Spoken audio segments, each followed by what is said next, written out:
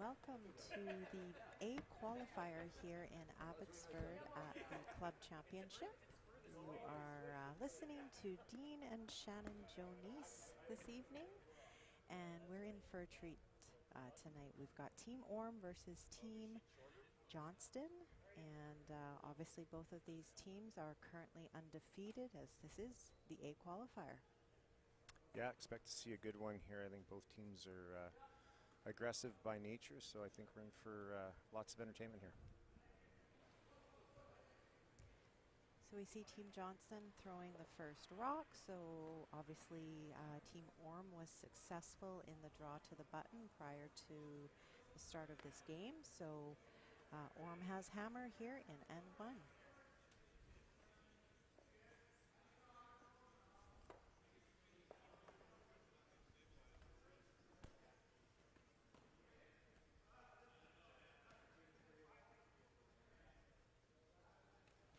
And there you see it. Corner guard is called. This is a pretty easy one to call the corner guard on based on that rock not being right on the center line. It's a little more off to the side, so there's a lot of comfort here for Team Orme to place as a corner guard.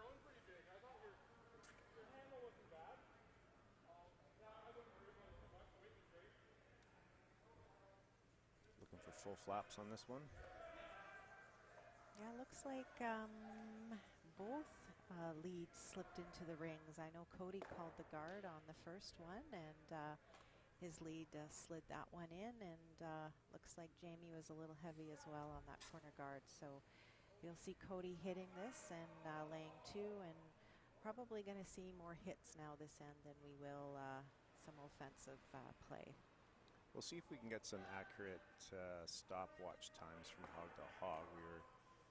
We were getting some 15s, which is for all of you that curl and do time rocks. That's fairly quick surface. So if that's what you've got out of the gates, you really got to pay attention.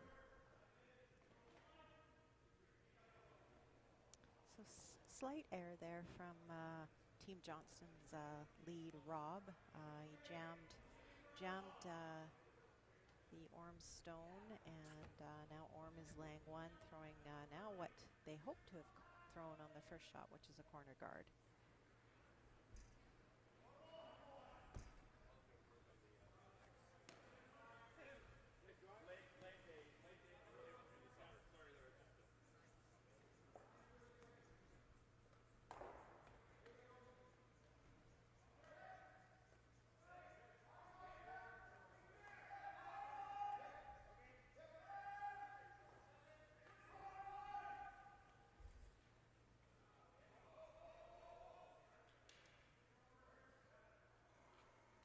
Team Johnston's second, Will Sutton here. He's throwing a hack weight shot, trying to skinny past that top guard and get to the nose of the shot rock in the house.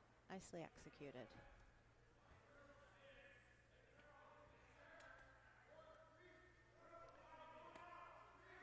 Got a nice roll behind cover there, but that's no problem for Team Orme. They actually don't mind that at all. It gives them something to generate some offense around.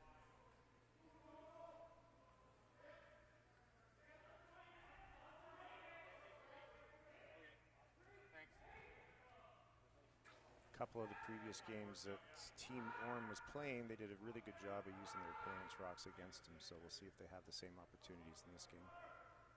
Great come around by Rob Nobert here in the first end. Obviously this surface is really good. The players are comfortable on it, they know the weight, and that's just a fantastic shot in the first end.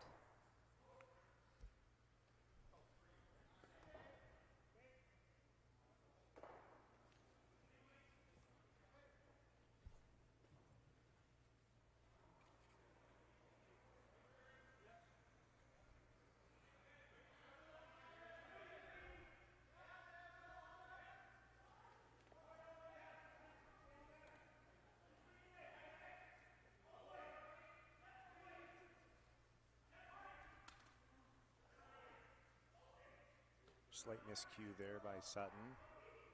Just didn't quite have the speed they wanted.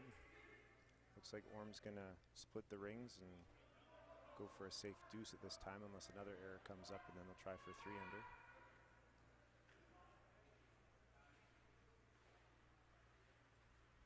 Nice thing about this is Rob just threw a draw on his first one, and yes, we are a slightly different path here, but again, with these ice conditions being so consistent, you should see Rob successfully make this draw.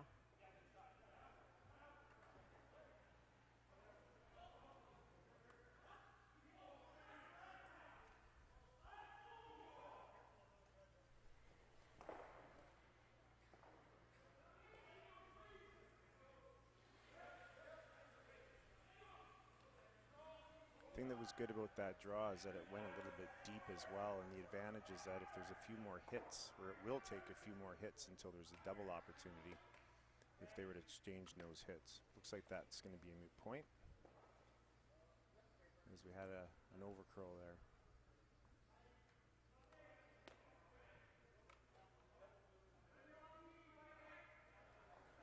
Yeah, you're going to see Tyler really apply some pressure here. He's playing that come around the corner and really going to put the pressure on Team Johnston to make a good shot to get out of this end.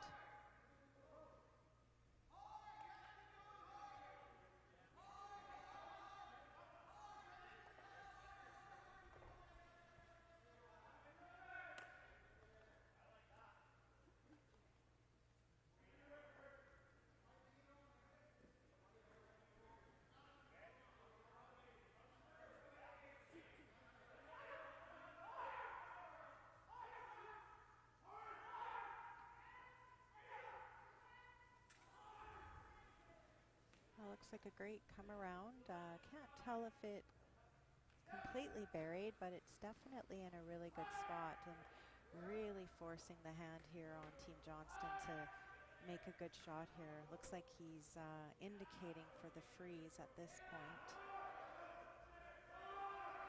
Looks like he elected for the run back. I don't mind this shot. What do you think, Dean? I kind of like the run back in this situation because there's a lot of options you can get on this as far as different places you can hit this to get something good out of it. You go and play that freeze, the best you can do is get third shot. So I think this is a good call. Boys are going hard on this, and looks like he has made contact. Something that turned out really good on that is that they not only removed one red, but they also rolled to a center guard, which completely changes the optics and the opportunities for Team Johnston in case they want to switch to a steal mode. And you'll also notice there's a natural double angle on the two reds, so Orme might be looking to guard that on this one.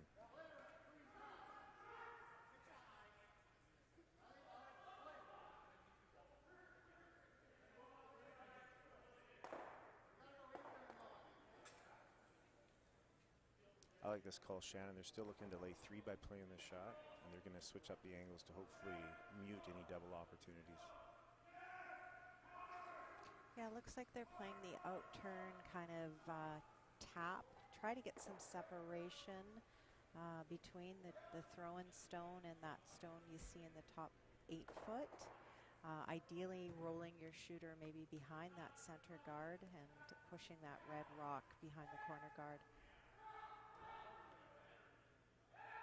They just switch from making it curl or to make it go straight. They're back and forth, so they're going for plan Bs here.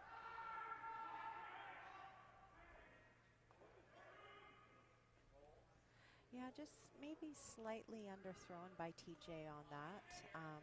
I think probably if he had thrown the right weight there, he would have got the result they were looking for, but not horrible situation.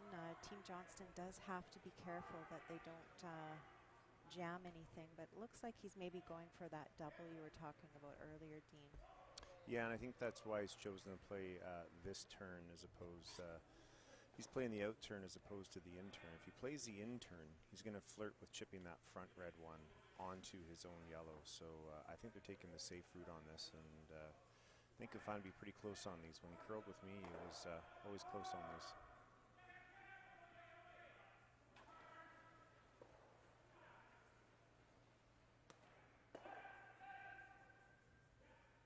Looks like they're going hard on the sweep here. It's got to be close. Oh. Looks like it had just curled up a little bit more on him than he was anticipating. So he is currently shot rock, yeah, it looks like he's shot rock, but Tyler's gonna hopefully take care of that pretty soon and probably looking to maybe hit and slightly roll a little bit. Yeah, no matter what Tyler does on this shot, Cody Johnston's going to have some sort of offensive opportunity on his last rock, so we'll see how this unfolds.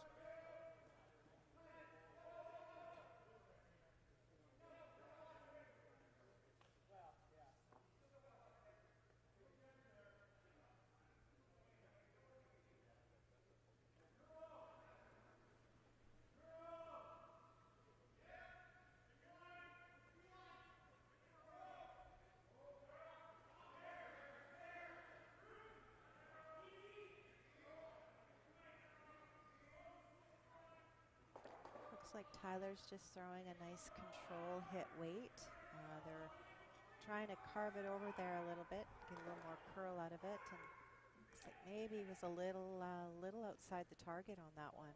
Yeah, looks like he made contact with his own stone first. Big opportunity for Johnston here to flip the script.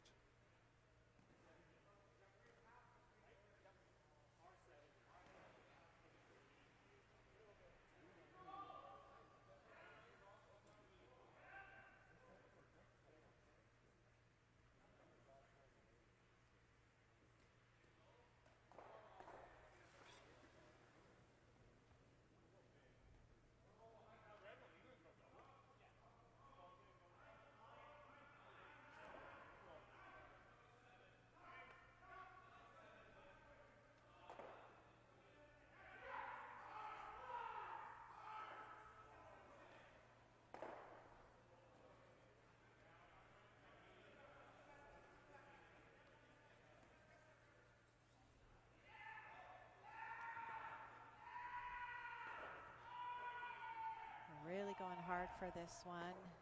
That's not the first one we've seen curl hard in that spot. We might want to keep an eye on that side of the sheet, Shannon. That's the side where they airballed earlier in the end. Yeah, that really seemed to take off there 3/4 of the way down the sheet. So not a bad result, though. I mean, he ended up rolling his rock right to the top button. I'm not certain how Tyler can get at that right now. It's hard to tell from this angle. Looks like that yellow rock is fairly lost behind those guards. He might have some sort of a lightweight tap. I don't know if he'll be able to get enough curl to tap for 2. This might just be a shot for 1, just maybe a slight heavy draw. Yeah, based on the ice he's looking at there, I want to say he is throwing a little bit of a tap type of shot. I think if he was looking for a straight draw to the button, he'd be taking edge of the 8-foot there. So look to see for Tyler to maybe throw more of a back line shot here, trying to generate his 2 points. But definitely you can't see much of that, so you have to be very precise. This is the same side of the sheet that those couple of takeouts really curled hard as well, so we'll see if that factors in at all.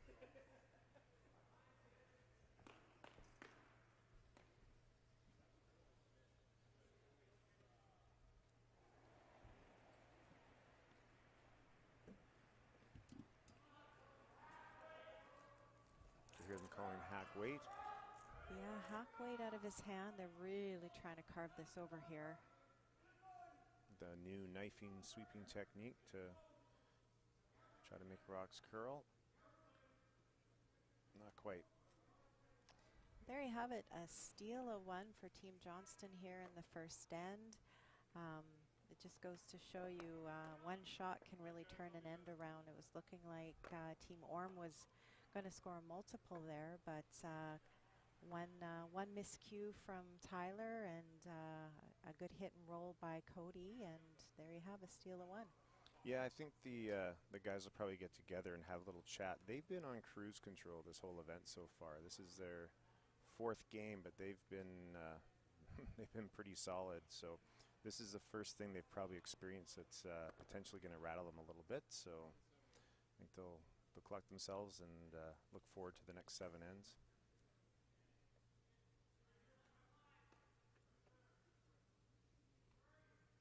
this one's looking like it's going to slip a bit deep here, so we can anticipate Tyler's going to try to set this end up again with a corner guard.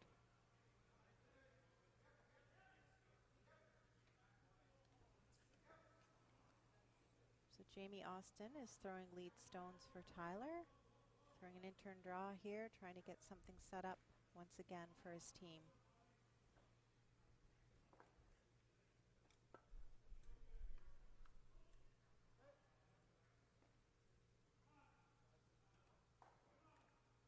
Just needs to put the brakes on.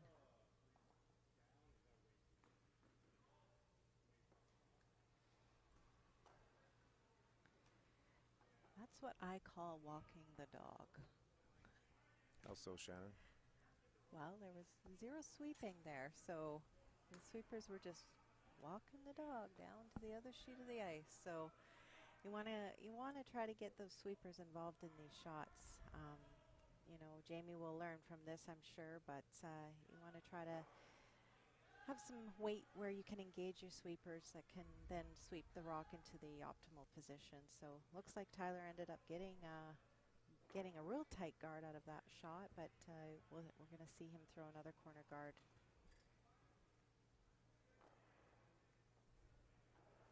Jamie coming out again. He's got one of the best beards in the competition.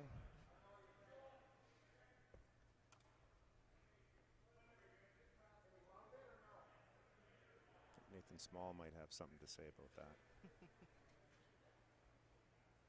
There you see, Jamie's made the adjustment. That was a much better throwing stone with the right weight, and now you're going to see Team Johnston throw a tight guard here and try to create some offense. And in situations like that, the team will talk with the sweepers, with the thrower, and ask if the speed was the same on each side and if the rock came down the same way, and get some information for upcoming stones.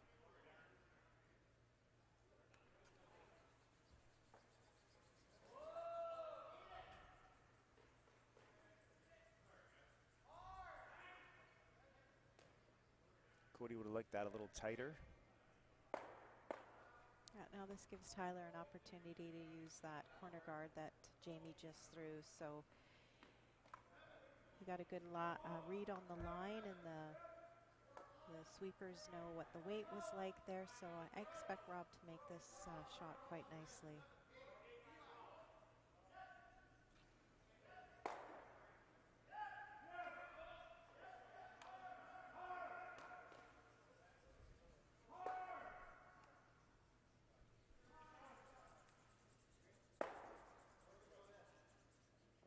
Still remains in the back of the rings for shot rock.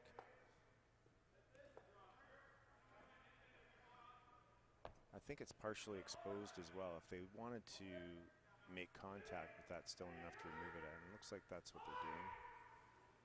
Actually, from this camera angle, it looks quite buried, but with the curl on this ice, a nice hack weight should be able to make contact with that stone.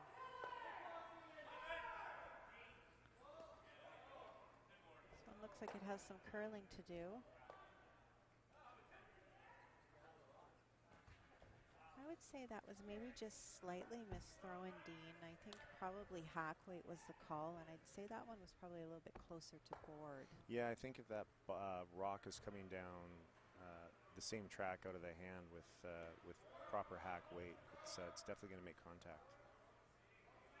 You know, we mentioned that before. You've got about 4 feet of curl on this ice, and it really puts a premium on, and that's on draw shots for T-line shots. So that puts a premium on your speed control, the weight that you're throwing the stones. If you're not accurate, chances are you're going to find yourself over curling and racking on guards, or airballing a few takeouts, or mishitting them. So Rob slightly over curled that come around, but still they managed to get his rock in the house. So Cody is going to have to deal with that. So he's also got to make sure he can navigate. There's a couple of stones in the back. Ideally, he'd like to make the double, but he's got to make sure he doesn't jam on his own yellow rock either. There's plenty of opportunities back and forth in this end. No one's really taking control yet, so. unfortunate miss there. Not sure if that grabbed any debris or if that just unfortunately might have been a misdirected throw. Whereas my teammates back in the day would ask me if it caught my finger. I was once told that it picked up a bad thrower. Well, advantage Orme again. I mean, he's contemplating the draw, or does he hit to lay 3? I kind of like, I like that tap or anything that's kind of in front of the tee line at this point in the end would be good. Yeah, Tyler's got a box of chocolate of options here. He's got like about 6 different shots that are all good ones from the call. So I like this one that they're doing. They're gonna try to split this, roll both behind each of those guards, and give himself more opportunities while making it tough on Team Johnston to remove their stones.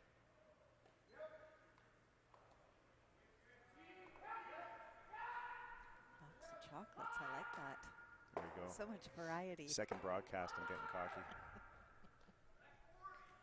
Well, they're really going hard on the sweep here. This one is looking like it's coming more to the nose, so it looks like a straight tap back.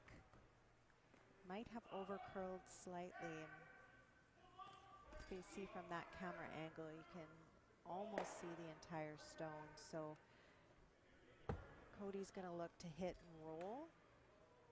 Ideally roll behind that center guard.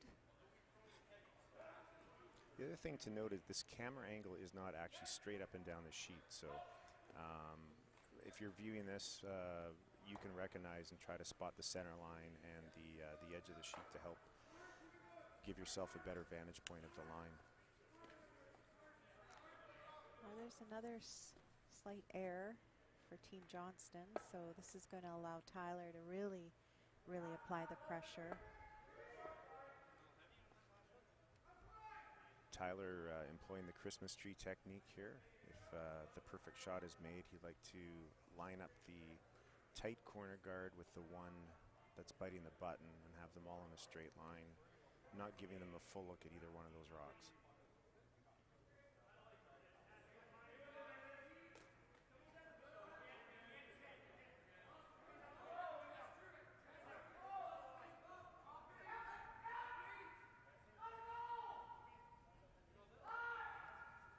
Looks like they're really going hard for line on this one.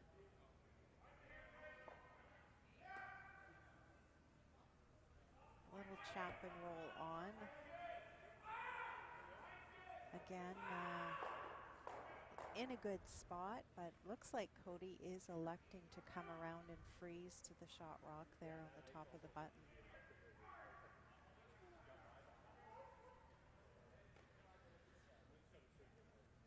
Do you like this call, Dean? Yeah, I think one of the reasons he's doing this call versus the maybe the straight run back double is that I think he probably feels he's second shot in the back of the rings. Couple that with he's obviously confident with making this shot. I think this is a good shot to make. There's a chance he could be really close if he plays a double and he ends up jamming on his own yellow, but at the same time there's also a triple opportunity there, so it's just a matter of comfort. This is a good call, especially if it's made.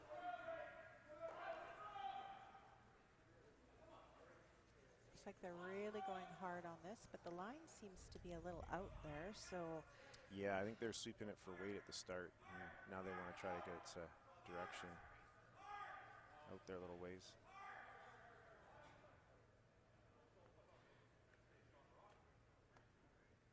I think Orme's going to have an opportunity here to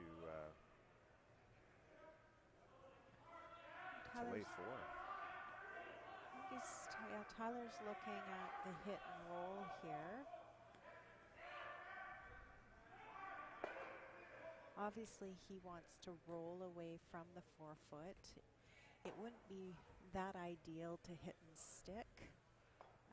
So he is looking for a bit of an outside roll.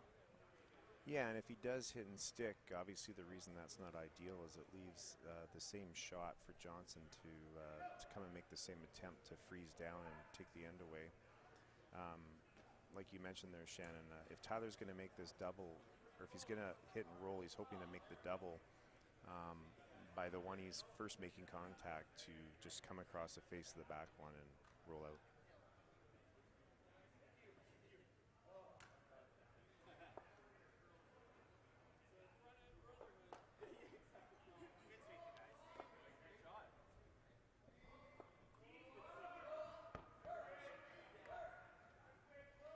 They're working hard to make this curl.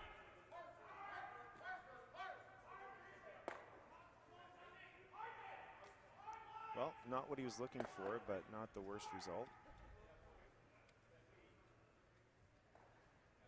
What do you think, Shannon? Do you think that it looks to me like that yellow one might be shot over the back red one?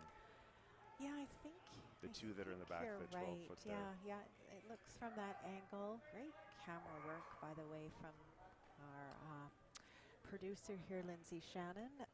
By the looks of that, yeah, yellow is definitely second shot. So Cody has an opportunity here to throw the exact same draw. So he and his team have already gone to school on this once. They've learned from his first throw, and hoping to make this a little bit more precise than he did on his first attempt. This seems to be tracking quite similar, actually, as his first one. I thought they took about the same ice, so.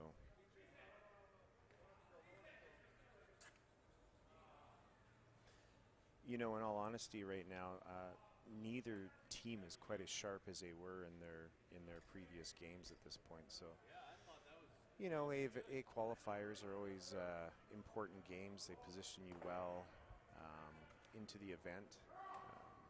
They've got the page playoff system here, so the winner of this goes into the 1-2 page playoff game, and the winner of that game goes straight to the final. So this is a big game for these two teams, and not necessarily saying there's any jitters, but I'm not sure that everyone's settled right in yet.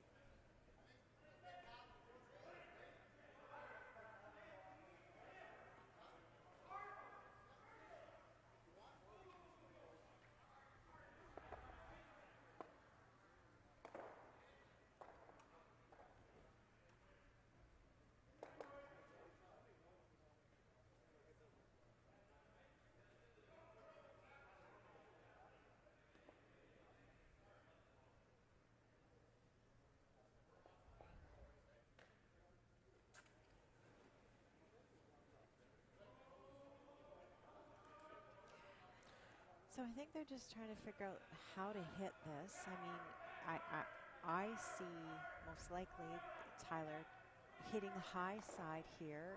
Obviously his shooter will roll out, but I think that might be the easiest way to score your multiple this end if you're looking to score 3. Yeah. Obviously he could nose it for 2, but hitting it a little on the high side, half a rock, will result in Team Orme scoring 3. Yeah, and I think one of the other options is to draw for 2 here. With us believing that the back yellow rock is third shot, he actually does have to make contact with both yellow stones in order to get the opportunity for 3. So looks like you say there might be enough room for the straight nose double for 4, but not sure if that's what they're playing. Here comes the rock now. It's got to be close. They're on, off, so that is usually a pretty good sign as a sweeper. There you go. And there you have it. Team Orme is able to manufacture a 3-ball this end.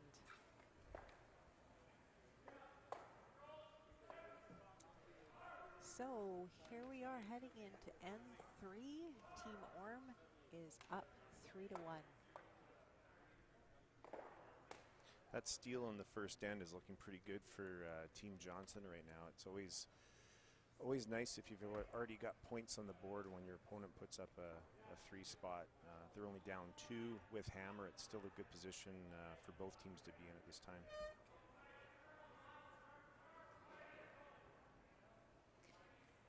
Now Jamie will be asked to make sure this rock is in the house as opposed to a guard. So he was having a bit of difficulty. Oh, looks actually Tyler's going to keep the pedal to the metal here. Looks like he's calling a tight guard. So Maybe I'm just too conservative. When I'm 2 up, I would be throwing a top 4, but I guess Tyler and crew are feeling confident and want to continue to put the pressure on Team Johnston. So center guard it is. Yeah, and I'm not sure if it's based on their opponents who they're playing. So far, the earlier games that they've been playing so far, they do appear to have kind of had the gas pedal down full throttle for the most part, and you know, they've also taken advantage of a lot of the opportunities that have been presented to them by their opponents. So there's a successful corner guard put up by lead Rob Jones, and you're going to see Tyler ask Jamie now to play a nice come around that center guard he just threw up.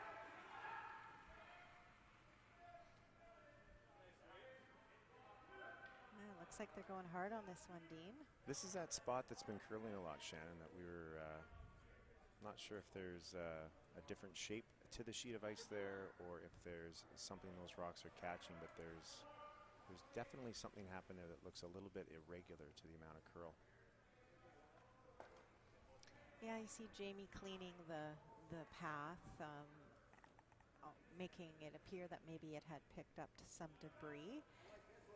Always a good tactic of the thrower to maybe go out and clean his own path. Well, save some face, you mean?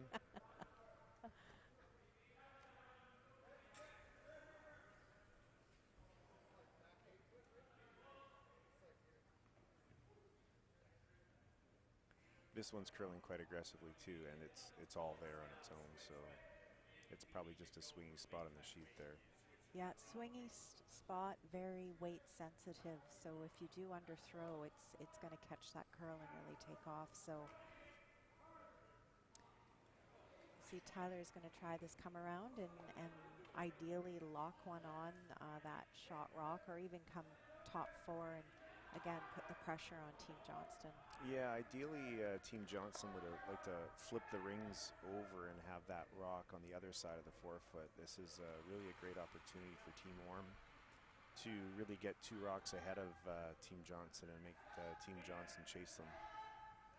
And there you have it. Excellent come around by Rob Nobert to really put the pressure on Team Johnston. So you're going to see another come around here and freeze to the kind of corner, half frozen to that shot rock, and hopefully they'll have an opportunity to move that around a little bit later on in the end.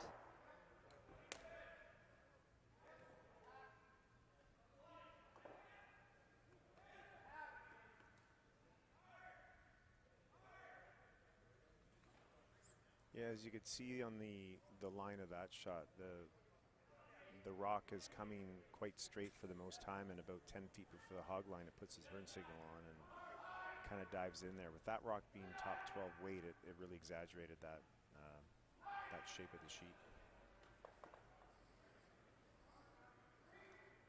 So Rob's being asked to throw a guard here.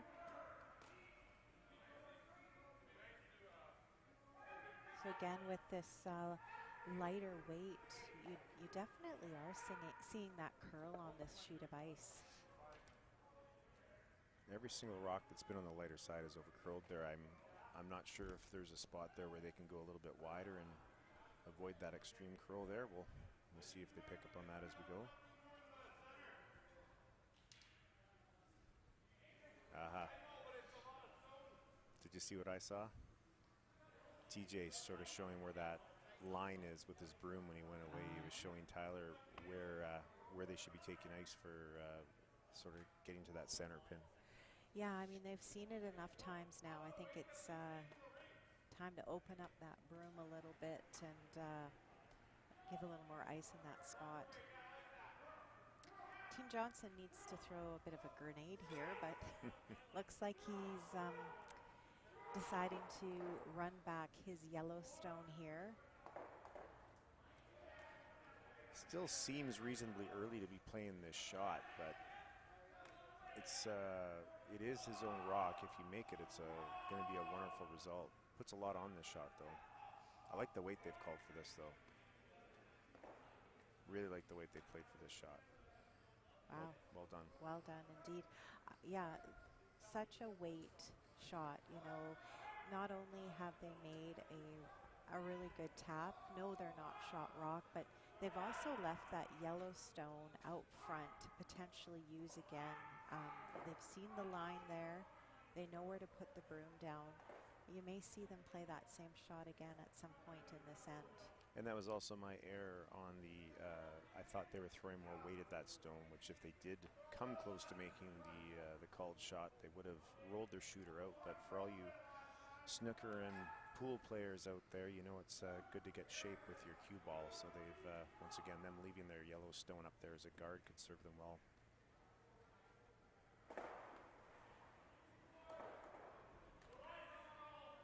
This is a little bit of air on Team Orme's side, sliding deep to the back 12. That was a hard hole to find. Just barely missed that top corner guard yellow. Huge opportunity for Team Johnston to set themselves up for multiple. The question they're going to have to decide is whether they start to want to move that red rock yet or whether they play another setup shot.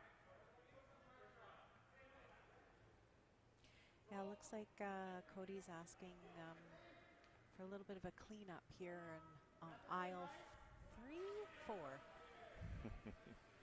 Aisle 4, cleanup, please.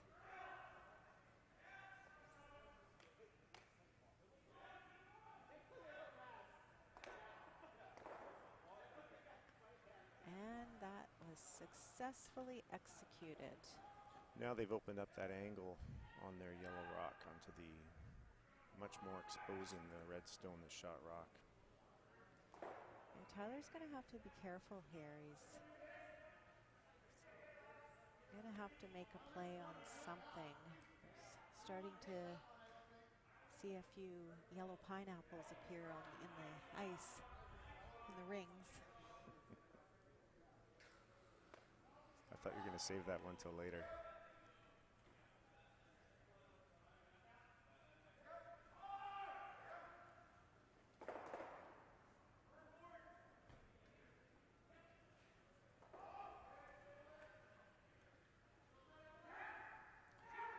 I didn't quite see the call there. I think they might be trying to guard or draw one in here, Shannon. They're going hard for line, though.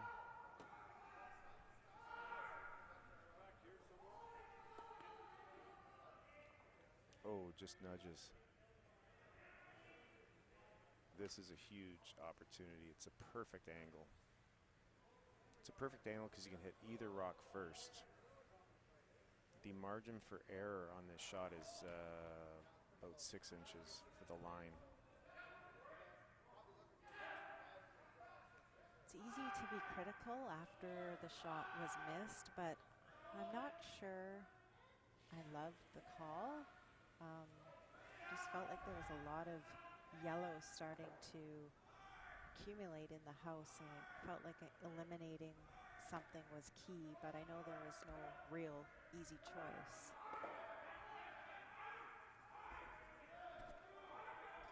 A little bit of a break there for Team Orme as that rock curled up a little bit. Could have an opportunity here to play a double.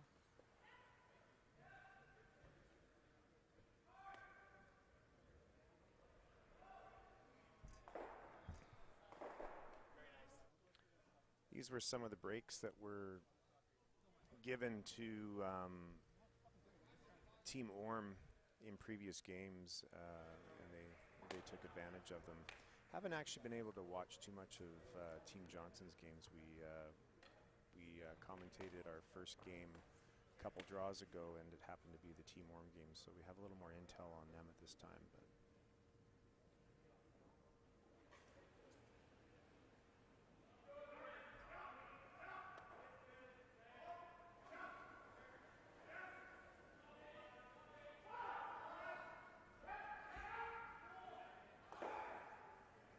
first rock. They're going hard on this for line.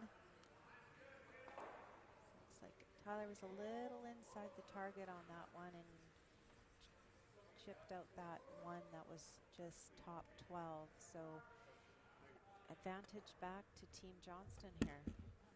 So far, this has been a fairly friendly game.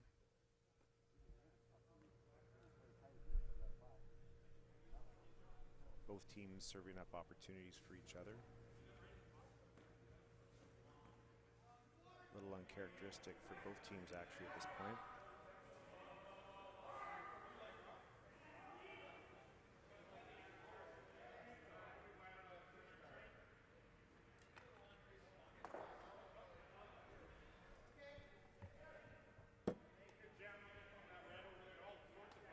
I didn't quite see what they called here, Shannon. Did you know what they... Yeah, That ice makes it look like they're trying to freeze the pocket with both colored stones. I would have to agree with that. That doesn't seem like enough ice to be throwing a guard, so I'm wondering if they're corner freezing. Yeah, there you go. I like this call. What they're doing is they're using their own granite to... Sometimes the color on the handle isn't as important as the fact that there is a rock in a certain position, so they're sort of sacrificing their own rock to get back into the shot stone. Actually, it's a really good shot. It's really putting some pressure here on Team Orme. Team Orme's got room here to execute a double, and that will leave a draw for 2 potentially. And of course, that would be good scoreboard management. With them being up 2, they would take being tied up, moving into the 4th end. Are you seeing the same double, Dean, that Tyler attempted on his first? Or is he playing that higher yellow rock? To me, it looks like it's going to jam, but looks like that's what they're playing. Yeah, it'll go across the top based on the spin that it'll take. He has to hit it high side on the broom side, which is going to put from our vantage point, or from this vantage point, it's going to put a clockwise rotation spin on it, which is going to kick the second rock across the top of the red one to the far right.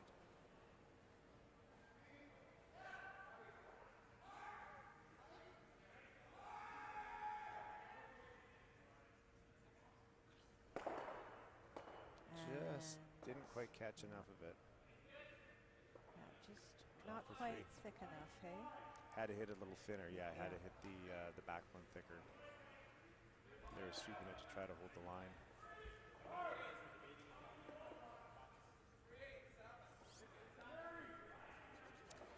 Well, here's an opportunity for Team Johnston to get their 3 points back on the board. So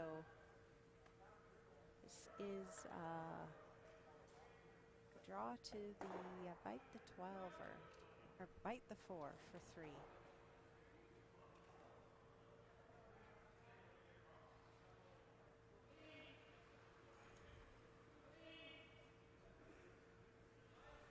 It's always a good sign when you're cleaning most of the way. They seem to like the speed.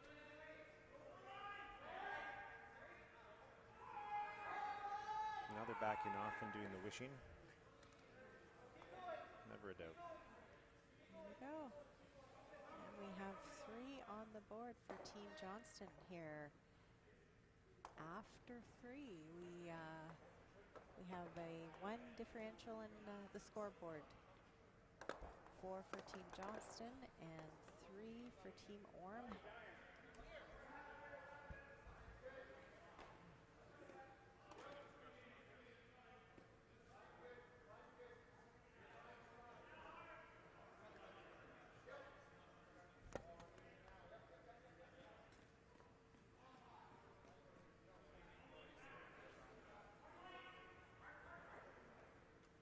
How do you expect Team Orme to start this end, Shannon? Same idea? Get out there and get the corner guards up? Yeah, I think so, Dean. I think they'll, regardless where this rock ends up, I think you're going to see Tyler throw a corner guard. Often in those even ends, you apply the pressure, or you go for the 2 ball a little bit more than you would in an odd end. So I think we're going to see Tyler ignore this and throw the corner. Yeah, the part that's interesting about this situation is that this is the first time in the event that Team Orme has faced any element of adversity on the scoreboard. So they haven't had a game go the full distance yet. So they've been quite dominant. So be interesting to see if they keep their composure and not try to force it too much and just go for a nice, easy multiple score here. A nice deuce would be a nice way to make the turn.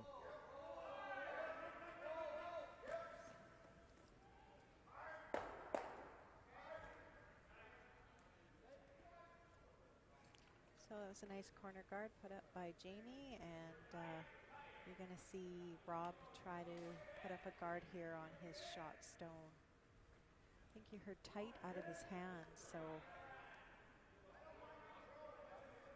maybe that was make sure it's tight, because the line actually looks pretty darn good.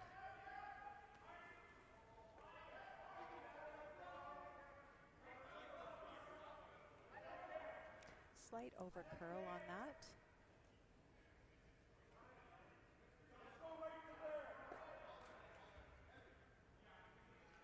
Orme going to wait to use that corner guard and take advantage of the fact that this rock is behind the tee line. Attempt to get shot rock now.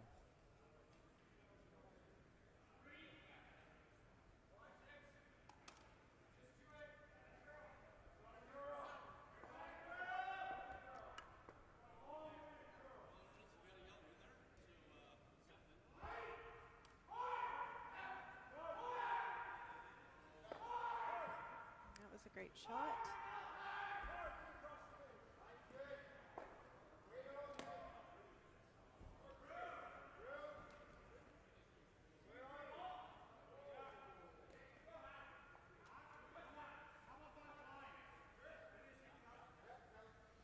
Cody was just discussing with the teammates, they can't quite see how far apart the two rocks are, so they're trying to convey that with each other. It's quite noisy out there. It's sometimes hard to share that information.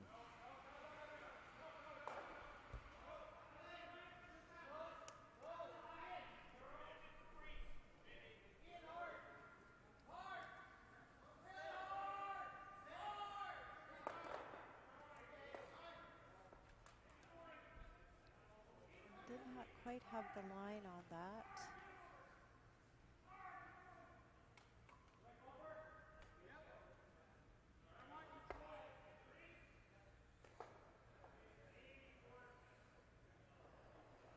Tyler is asking for bumper, out turn, bumper weight, roll the shooter on top of his shot rock. Yeah, they're trying to throw it light enough that they don't disrupt that yellow rock behind their red rock. But they might overcurl here. Pretty good. Great sweeping to hold the line on that. So there's good weight control on that one. If they would have thrown and hit in the exact same spot with more weight, they would have disrupted things a lot more and probably created way more separation between the rocks and created a double opportunity. But that guard that's up there is providing a little bit of protection here.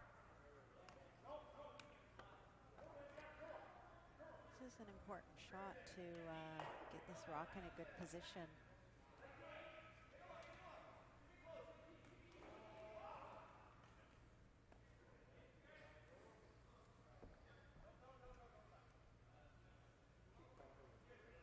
Beautiful weight there by Will. Great judgment on the sweeping.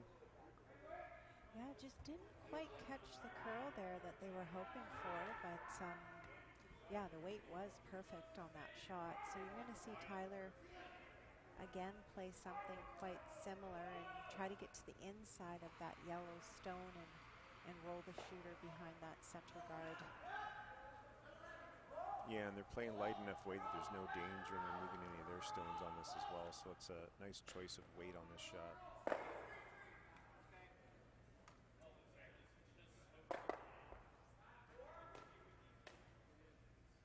There's an example right there. They found it ran straighter than they were expecting in that track, didn't overthrow it, and didn't lose their rocks.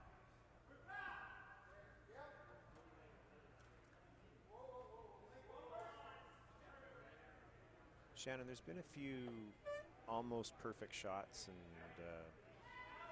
you know, those almost perfect shots, they create a lot of unique and brand new opportunities. You know, there's not always a perfect script that's followed, and it does create a lot of nice opportunities for each team out there.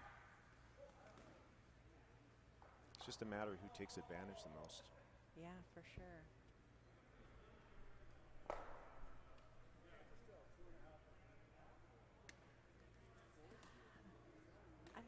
What I'm seeing, Dean, is I feel like this one side of the sheet has far more curl than the other.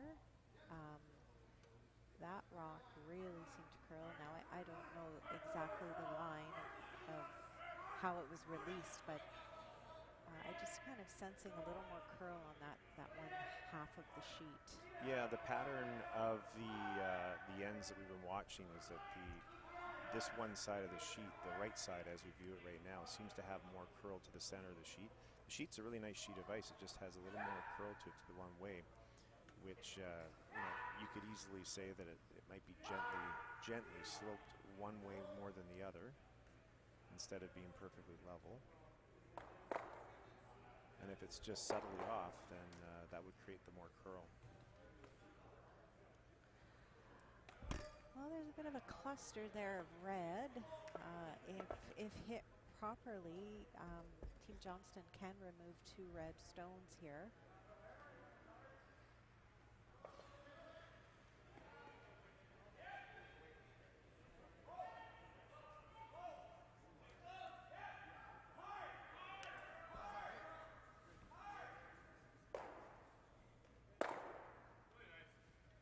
Nice shot right there. In a perfect world, they would have rolled right in front of the red rock and stayed in front, but that's a very nice shot. Yeah, you know, you have to be careful if you're Team Orme. Obviously, that yellow rock is very accessible, but to stick your shooter and not set up a double, the degree of difficulty on this is a little bit higher than just a standard nose hit. So you're going to look at TJ trying to hit the slightly high side and rolling his shooter over to the wing.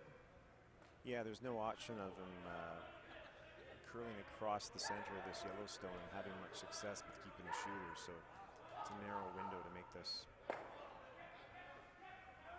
don't think he quite got the result he was looking for there. Has left Team Johnston with a double. Those rocks are fairly close together. And he's just kind of lining it up, making sure there's no jam. He'd have to throw it really hard for there to be a jam to knock his own yellow out, but there is an opportunity and an angle for that to happen. I think the question they got to decide is whether they want to keep their shooter or not on this, Shannon, and which is more important, because you might bring those corner guards into play. Yeah, exactly. If he is successful in executing the double, he most likely will roll out, which will then give Team Orme the opportunity to play that come around the corner guard.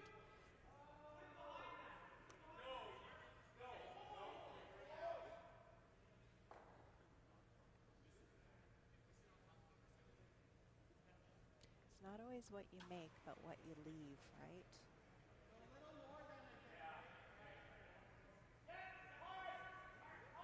Going hard for line on this. And we have a jam. It's not a bad result. Definitely not a bad result. Again, Team Orme has to navigate that yellow rock past their red and try to also stick their shooter. Yeah, if this isn't made accurately, this could be another steal opportunity. I guess if I was paying attention, Team Johnston has hammer here. Or no, Team Orme does. Team Orme does. I had it right the first time, Shannon. Yes, the exchanges of the 3 balls.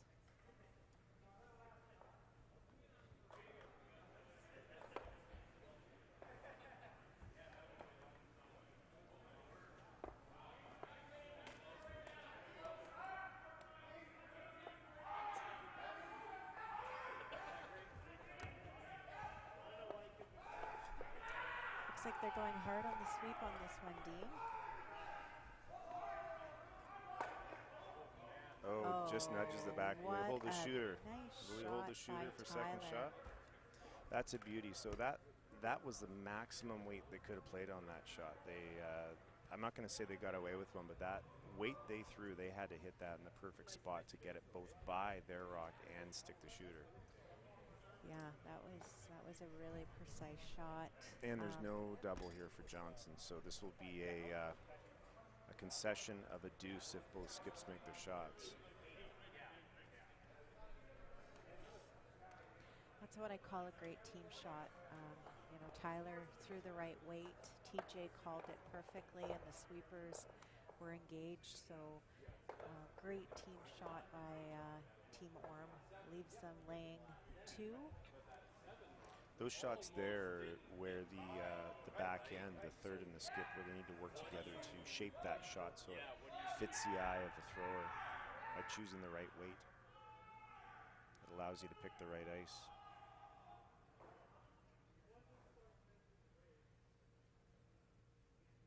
That leaves Team Orme shot rock, and they'll have a draw for 2. They just got to pick which turn they want to throw.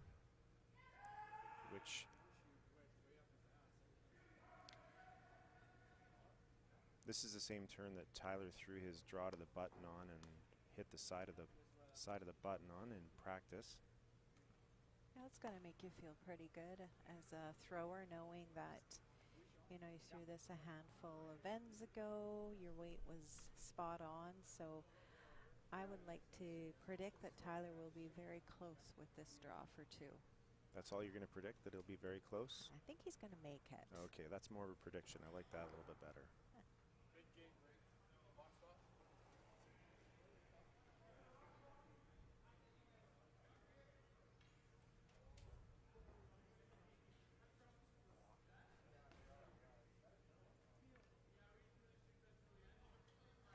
So far, the sweepers really like it.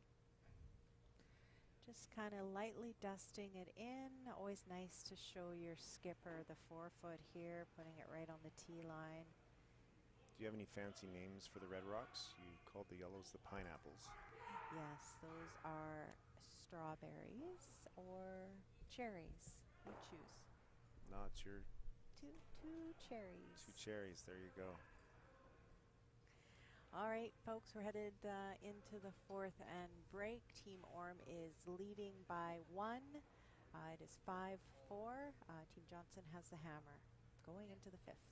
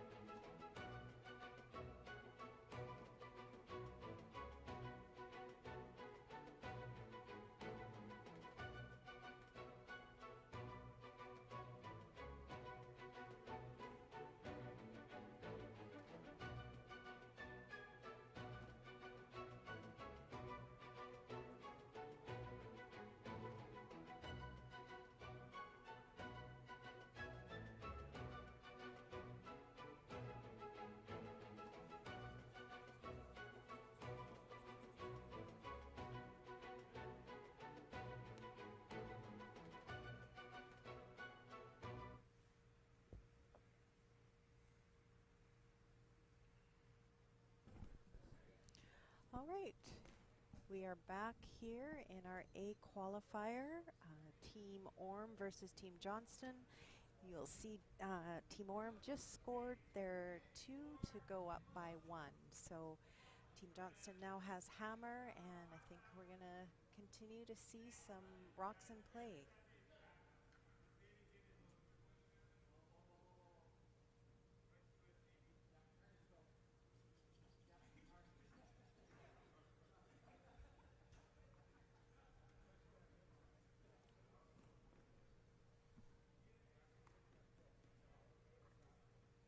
So at the fourth end break there, I was taken aside by Mr. Cody Johnston, and he asked me to make sure I say nice things about him because his dad Mark is watching. So I think that if his dad's name is Mark. Hello, Mark. Hello, Mark. We'll try to say nice things about your son.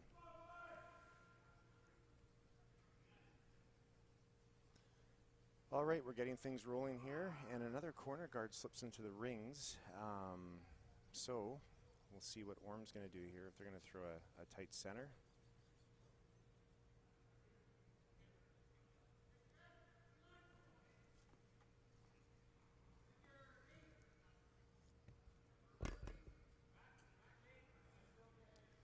This is that side we've been seeing a lot of movement out of Shannon. We'll see if it continues to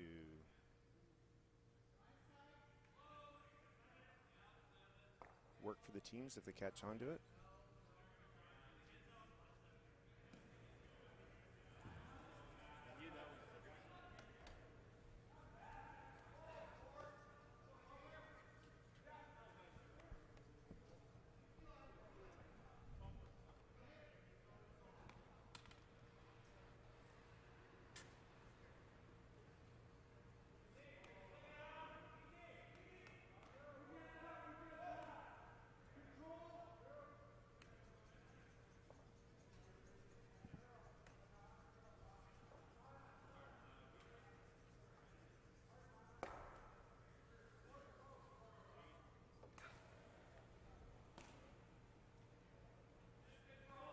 Slight miscue there, hit and roll out.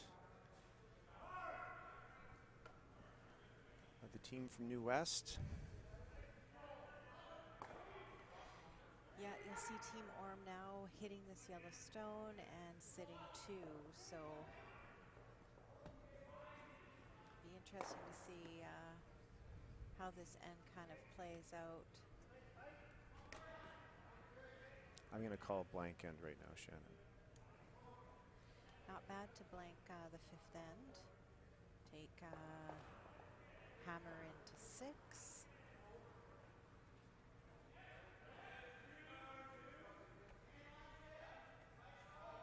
The first team to make a nice hit and roll is going to be the team that's going to put pressure on its opposition. So we'll see who's first to make that happen.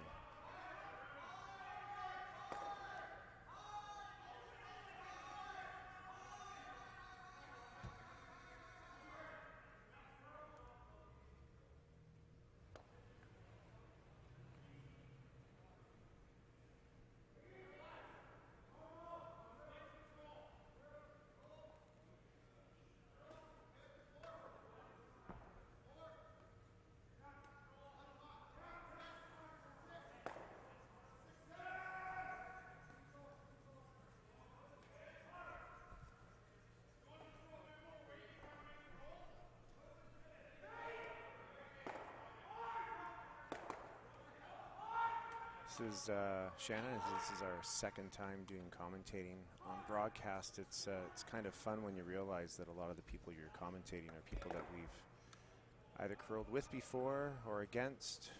We're familiar with seeing a lot of these faces around, and I had the pleasure of curling with Cody a couple years ago. Good guy. Great guy. Great curler. Yeah, Cody's just kind of goes about his own business out there. He's got a kind of a calm demeanor about him, and doesn't get high, doesn't get low. He's just really just a calm, kind of cool cat out there. So Yeah, he takes care of himself out there. He's what I'd refer to as a very low maintenance teammate out there. So it's always nice to have those on your side.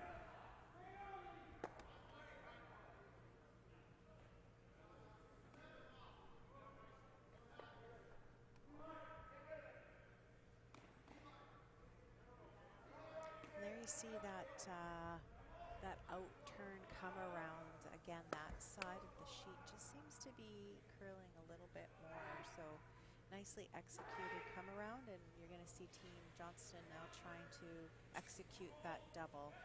If Team Johnston doesn't make this double, they might leave a corner guard up as well, which would bring up a 3 opportunity, or Shannon, as you like to say, a 3 ball. Yes. They roll away. Orme's going to take the aggressive route here and continue to guard this. No reason not to.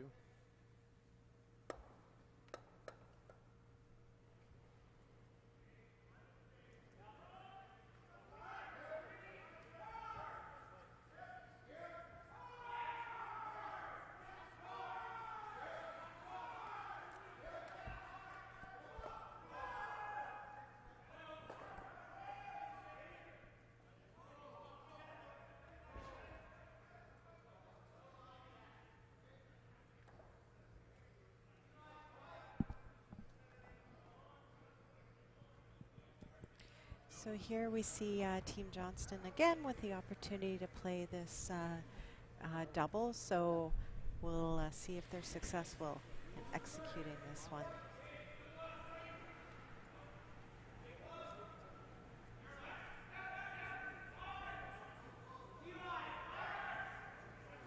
It's close. It was closer, but not quite. That yellow one kind of looks like it's out. TJ looking to make the aggressive call and draw one right in there. If they get this in there and they get it on the right line, it'd be an excellent result.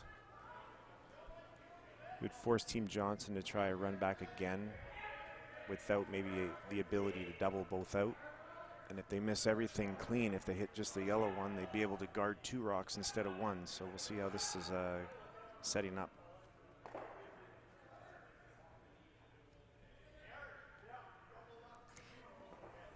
Lovely, lovely come around, really, even with that extra weight. The curl was amazing, and he's able to fully bury his shooter. But now you're going to see Cody here attempt a run back double. Yep, he's eyeing up the run back double, so the error on this shot would be to get this fairly close to the nose and stick your shooter right on top of your yellow that you send back and still be sitting shot rock. But they did seem to be eyeing up the run back double. Yeah, I think Cody is probably looking for that blank opportunity you spoke about earlier in this end, Dean, but that definitely would be plan B and not a bad plan B if he does run this straight back. Well, got a small break, missed the first intended rock, but got the back one.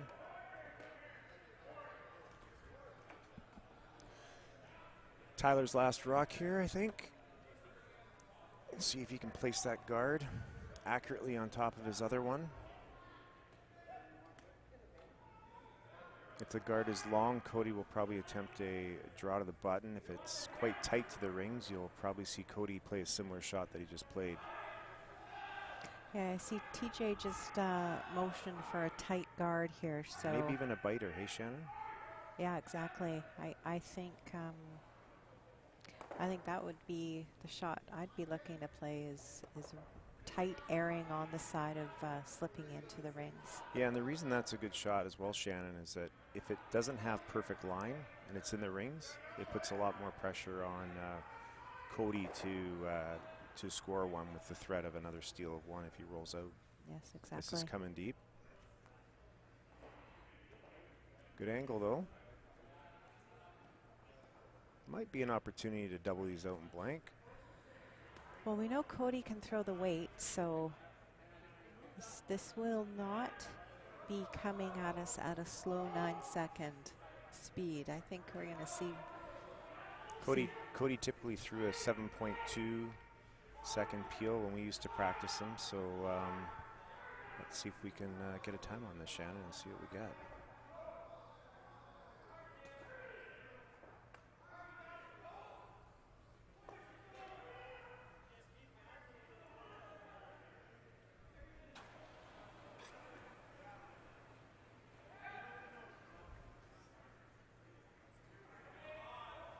They're on it the whole way. Beautiful. Well done. And that was a 7.10. Very, very close to what you predicted as a 7.2, Dean. Yep, I aim for accuracy, Shannon. And so does Cody Johnston. Beautiful shot there to get the blank end.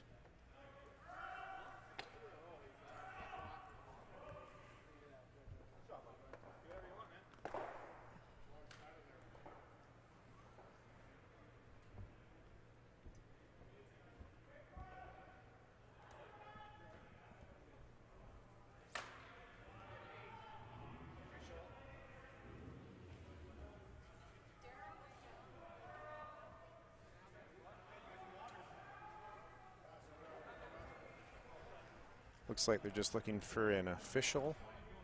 There's something they want to clarify, it seems.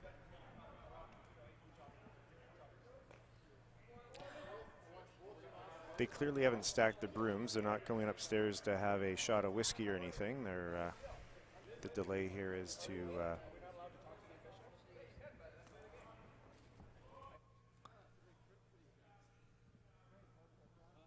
I think they're maybe speaking a little bit about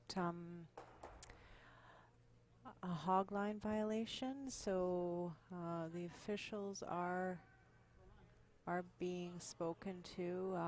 Potentially, when this does occur, you will see officials stand at the hog line, ensuring that there are no violations occurring. So I do believe that that is the conversation happening right now, but looks like we're going to get started here and be looking for a center guard here for Team Orme.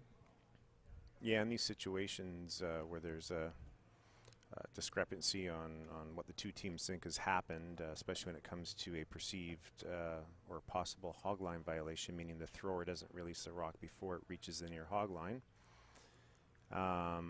There are no hog line officials at this event, but what will happen is that a hog line official, looks like Daryl Curtin's getting into place. He will then at request stand out there and observe a few rocks to see that the teams are releasing the rock cleanly before they get to that near hog line.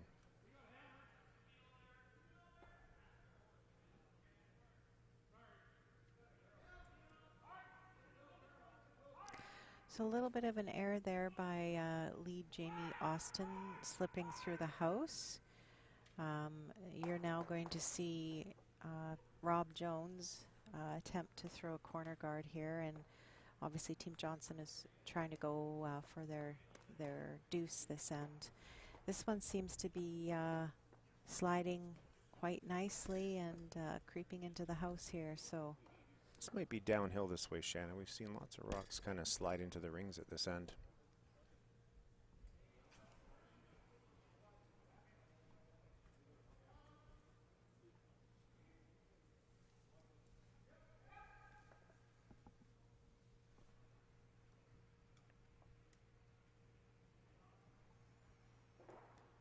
And the nose hit.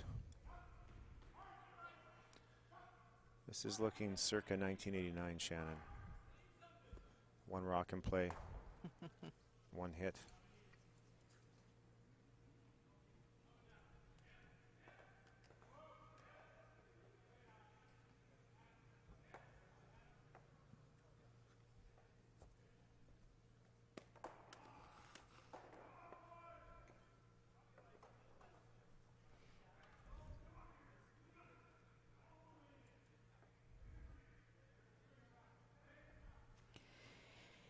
yeah, this It's probably going to be a pretty clean end here unless we see a mis-executed hit. This is really going to test our commentary ability, Shannon, to figure out things to talk about.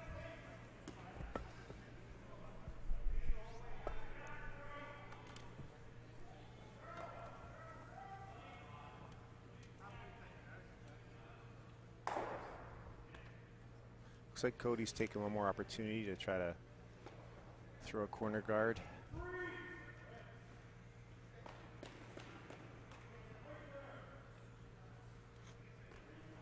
You know, Shannon, it's kind of nice to have time to do this commentating. We've been pretty busy the last 8 months working at our club, the Golden Years Winter Club, and we live just down the road from Abbotsford Curling Club. We only live 5 minutes away from here, so it's a nice short stone's throw to come and do this. So it's a nice opportunity that we're able to do this together. Well, if we can't be at our club, we may as well be at another curling club. Just can't keep us away. Well, as Dean mentioned earlier, it's nice for us to come down, and we know a lot of curlers in this event, and as Dean mentioned, he played with Cody, and we actually played with Tyler back in 2015 and 16. And 16. Yeah, we had the privilege of representing BC at the mixed nationals with Tyler and his wife Kelsey. So great memories with those two, and it's a really fun event. Actually, it was a neat opportunity for us to mixed curling is really a neat avenue for people to go down to if they're thinking competitive. There's some really neat memories you can have, even at the club level, to go into bonspiels. I've often even said that competitive curling can get in the way of some fun events, just going to regular men's or women's spiels, and now you've got mixed doubles coming around, and there's more events coming with that. Really encourage the club curlers that aren't maybe familiar with going to local events to give those a go. They'd be quite surprised at how much fun they are, and the great people in our sport that you get to meet. We've been very fortunate ourselves, Shannon, to be involved in the sport, and pretty much all the people that we hang out with and do things with are from the sport.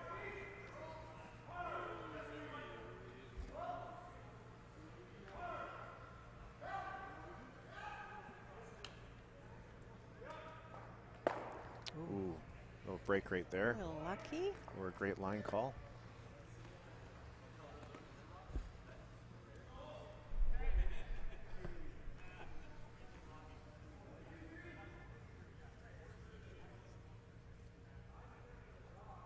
So we now have Kathy McKenzie across on the side now. She's observing the releases near the hog line. She'll be there for the duration of the end until everyone throws. And then if all goes well, there's a good chance she will subside.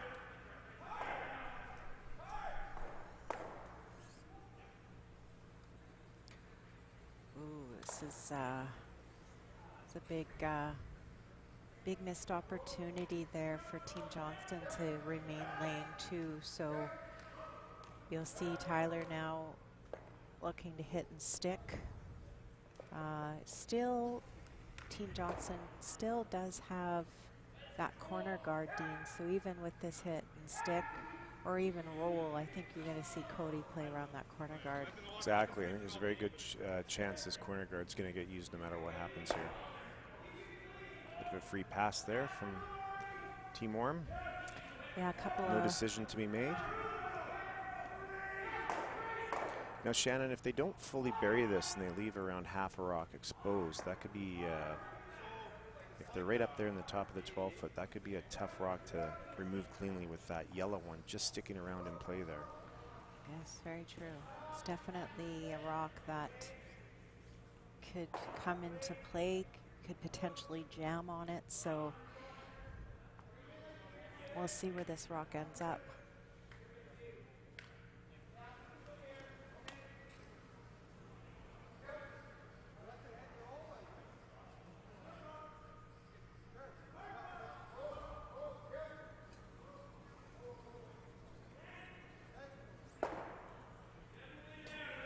It's in the paint. It is in the paint. And it's fully buried, which is forcing Tyler now to play the same shot. So ideally, Tyler would like to come around this corner guard, land on the tee line completely buried. Yeah, he's going to, late in the end now, he's going to look to use that corner guard against Team Johnston. Typically, the corner guard favors the team with the hammer. But late in the end, you can sometimes flip the script. The risk of playing this shot, of course, by just straight drawing is that you are leaving your opponent's stone in the rings at the back. If they wanted to, they could play a lightweight freeze or tap on that yellow stone, but it looks like they're going to be more aggressive and hope to force Cody to a draw to the forfeit for their single at the end of this end. We'll see how it unfolds.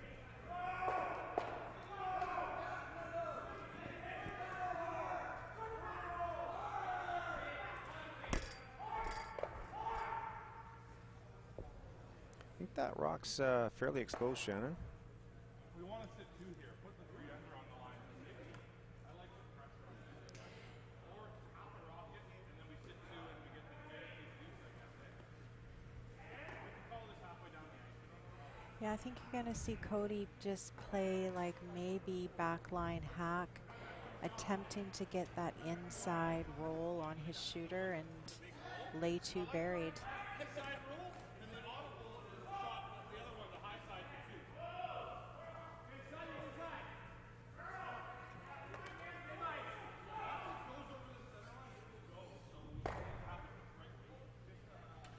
These are those shots, Shannon, where you don't need a perfect line on the release. You're actually hoping more to have perfect weight on this shot.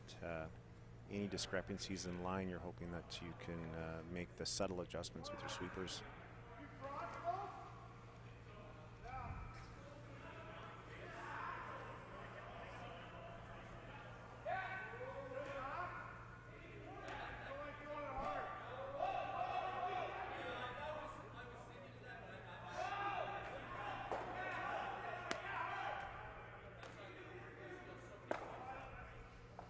Didn't quite get the curl they were looking for in that shot. I think Cody's weight was pretty good. I just maybe just didn't have the broom quite in the right spot to get that inside roll. So advantage now back to Team Orme.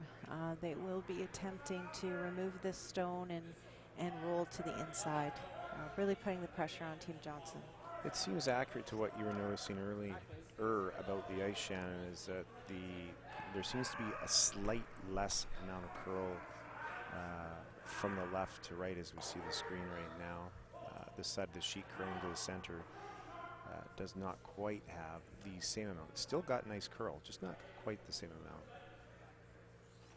No one's really over curled.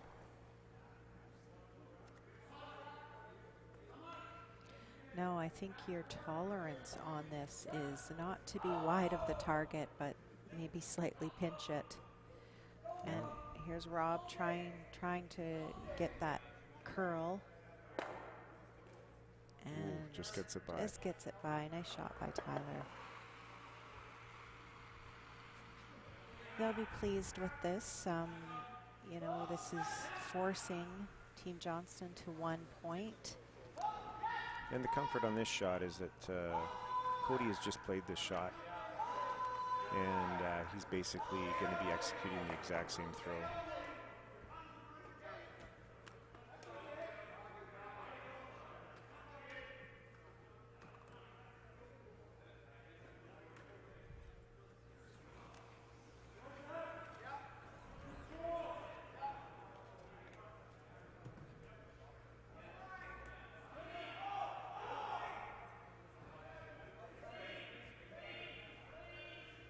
They like this one.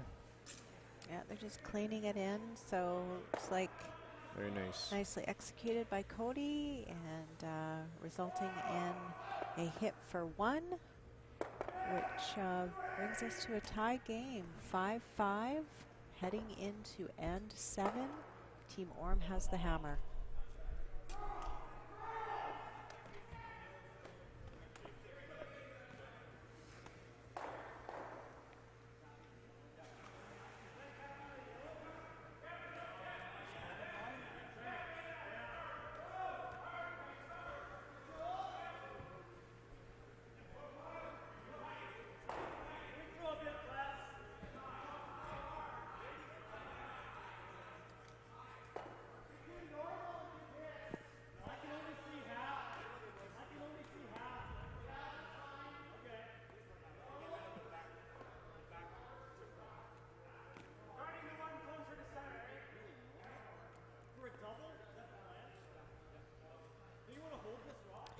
So a center guard has gone up, and Team Orme is drawing one to the wing.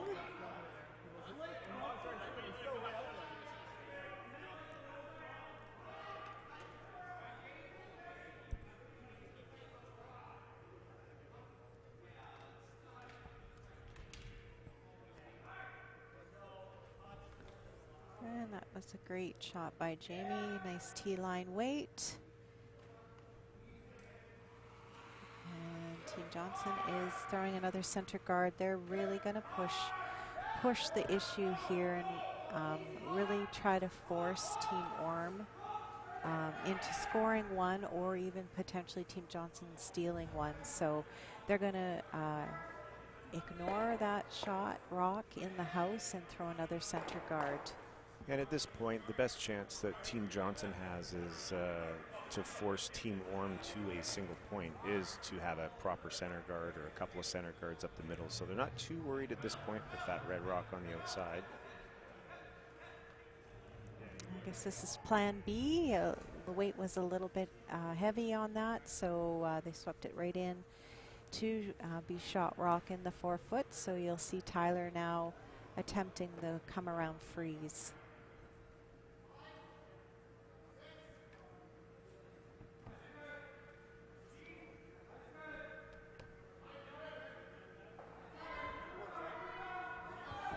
So again, this is the side that has a little more curl to it. So, you know, you'll see these rocks just finishing up a little bit more than we have been seeing the other turn. So another great shot there by Jamie Austin.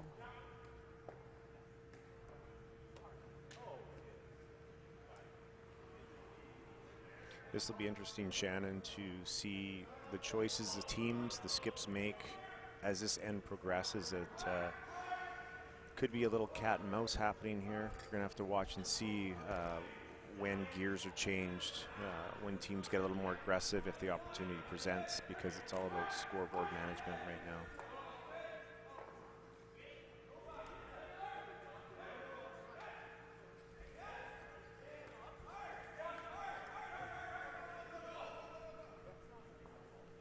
That last view that Lindsay Shannon from Curl BC gave us, she's the one doing the crafty navigating of the camera systems. It really showed us how much curl there is coming from that one side that the curlers are dealing with.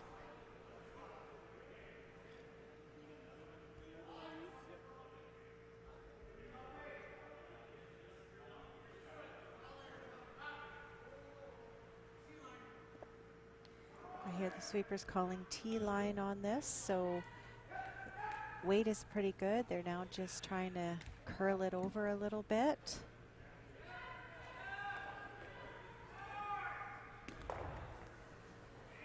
A little bit of a rub and roll, which TJ won't be happy with.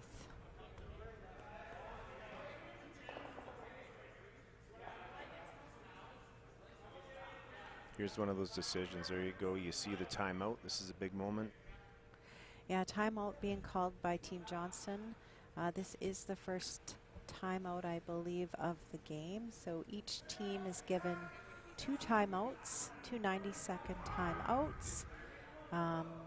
Neither of these teams, I believe, have coaches here. So it's just an opportunity to stop the clock and, you know, have a comfortable conversation about what shot to throw without worrying about the time ticking. So you'll see them just trying to come up with what they think is the best plan to force the issue here. What are you liking on this shot, Dean?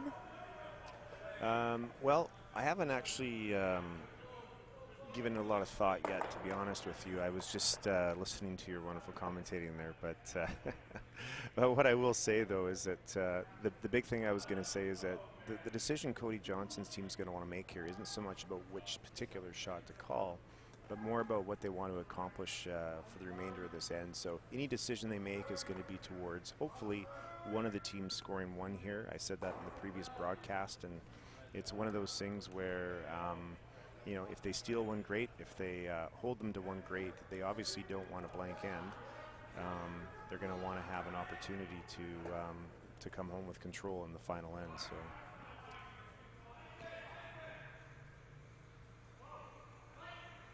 I think they're playing one down into the pocket here.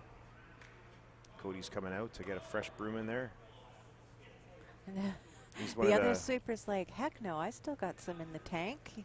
Well, Cody's one of the strongest guys and strongest sweepers in the competition. So getting his broom in there is always a good asset. So I want to say that was what they were calling. Absolutely. Yeah. Yeah.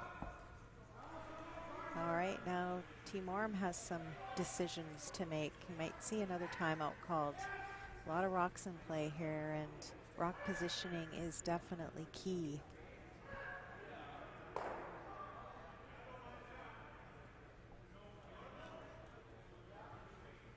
You called it, Shannon. Just called a timeout. Yeah, timeout. Time to have a little bit of a conversation about, again, rock positioning, angles, what's going to best put them into position to score a multiple. I mean, right now, yellow's rocks are in really good control spots on that sheet of ice, so Team Orme needs to be careful here. You know, maybe jiggling things around isn't bad. Yeah, at this point, there's no clean way to remove both the yellow rocks. They got to decide if their objective is going to be at some point to remove those yellow rocks and what they will play, or if they're going to try to find some way to protect what they have, because they are sitting at least two, aren't they, Shannon? Hard to tell if that back one is any tighter than that other yellow one.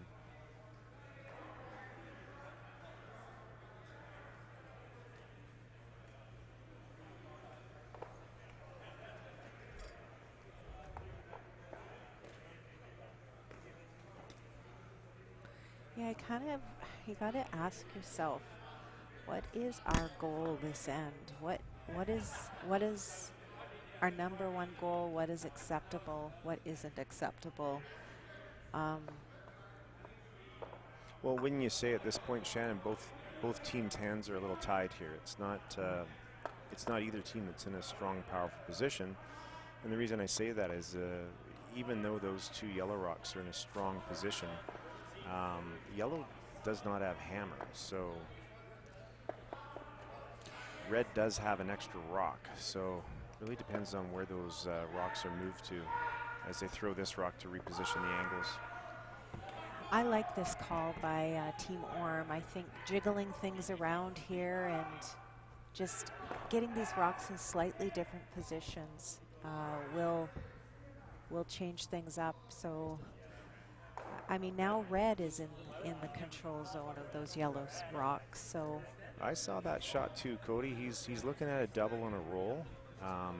Maybe not the exact shot you think that would be played based on them wanting to put pressure on Team Johnston, on Team Orme, but they double and roll here. There's a lot less red in the rings, and it's a lot less threat for them to score a multiple. And there is that just hybrid center guard that's still up there too, Shannon. yeah. Big shot here if it's made. Yeah, I mean, you get the inside roll here and you're looking pretty good, but it's not looking like it's quite curling up enough, and a little bit of a break there for Team Orme with Team Johnston coming out a little wide on that double attempt.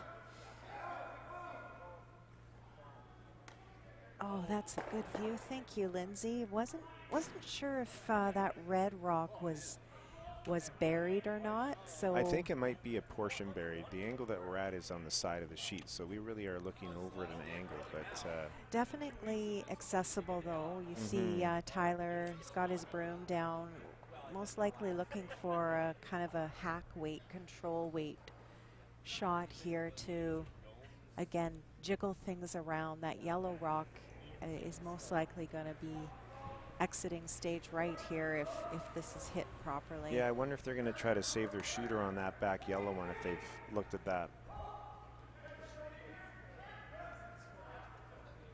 Oh, lots of movement on that side of the sheet, and it sure helped out for that shot.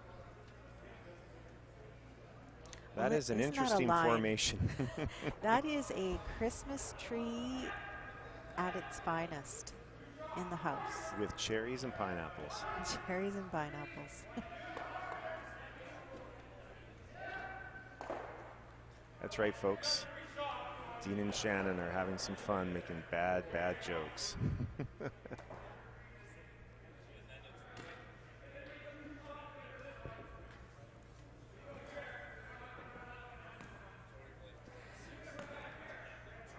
Well, I don't think that yellow rock of Team Johnston is going anywhere anytime soon.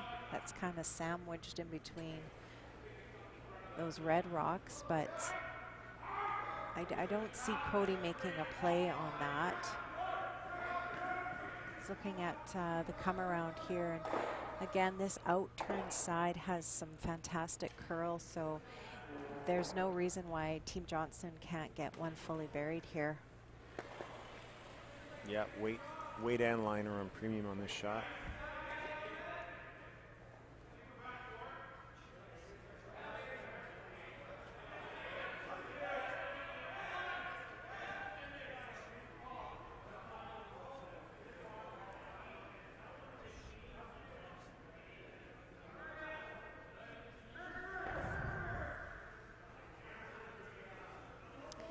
So a slight over curl on that out turn attempt. So I think you're probably going to see Tyler throw the exact same come around.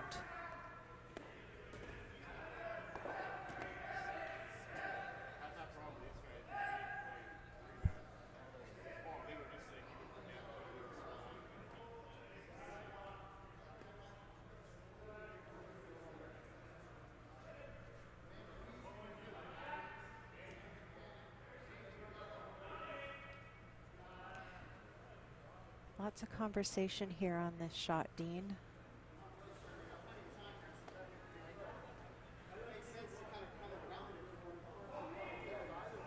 I personally am liking the come around. What do you see? Yeah, I think they're going to probably end up doing the come around here. And again, if you were to draw one around the center, you would actually use the rock you're throwing as probably backing for that one that's top 8 if they ever wanted to try to run that yellow one back. Both teams definitely are utilizing the time on this end, but I believe they both are still doing okay for time. I think yeah, 9 minutes and 7 minutes aside, so that's pretty good for playing the 7th end.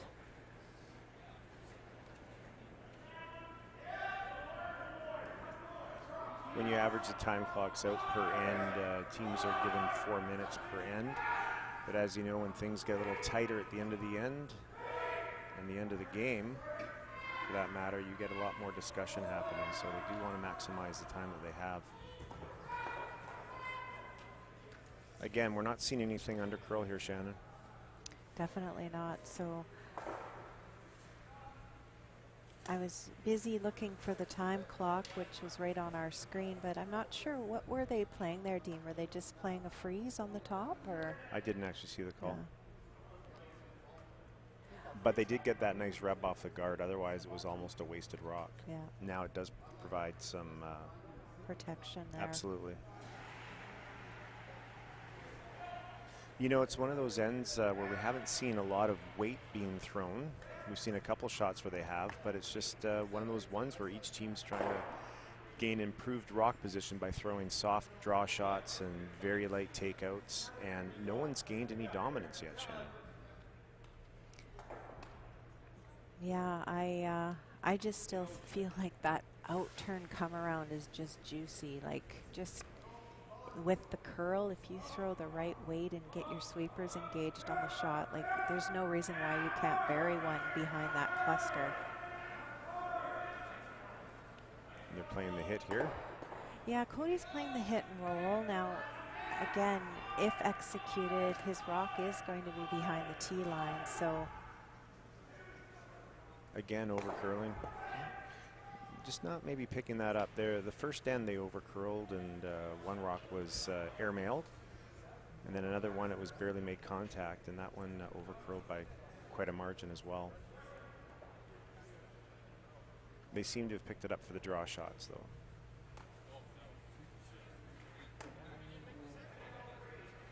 So ideally, if Team Orme can get this top button even half buried is a great shot, or even a quarter tucked. It's really going to put the pressure on Team Johnston to execute on their next one. Yeah, the difference in a foot or two on this shot is going to be very key to what Team Johnston has left.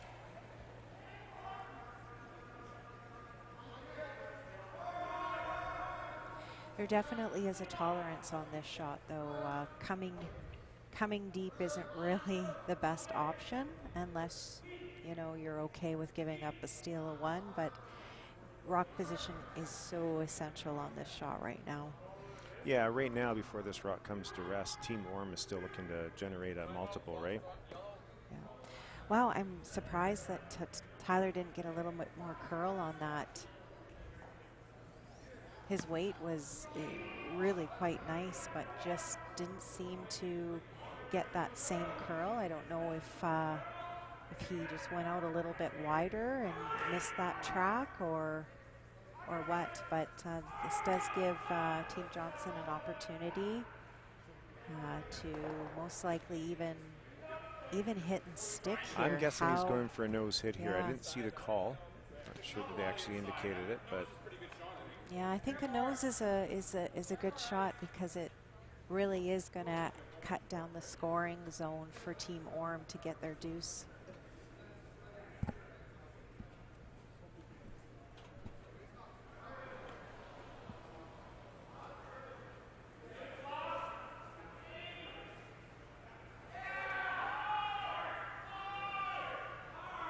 this is curling on them. Wow, is it ever? All the hits have over curled here. They almost rubbed them in for an extra point there. Now I think Team Orme, I don't think, and it could be second shot, but I think they might be third shot. What do your eyes show you? Well,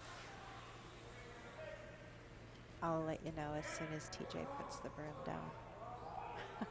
I don't know. I was thinking they were only sitting one.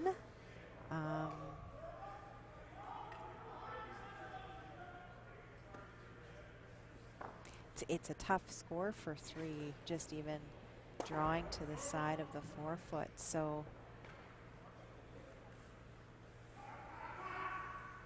I want to say they're drawing for 3 here based on that. Well, no, it curls a lot here, though. Could be tapping for 2.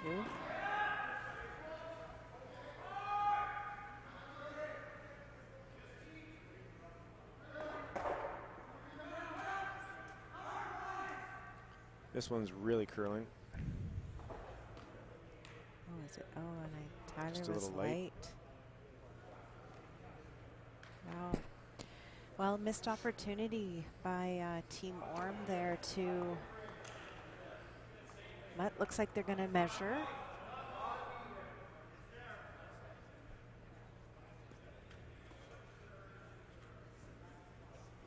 Looks like they're looking at measuring. Oh no. Just verifying which one can I push out. So yeah, it looks like they're measuring here for second shot. And you know, maybe Tyler was very comfortable in knowing that he was second shot, so didn't want to overthrow his last shot there. I think if he was confident, he would have taken more ice and gone for the straight draw. Because if you overthrow it, you're just going to be wide anyways, and it probably wouldn't make contact. But bringing in Daryl Curtin to do the official measure. I wonder if Lindsay can give us the overhead look here on this measurement. This is about as overhead as we're going to get, but well done.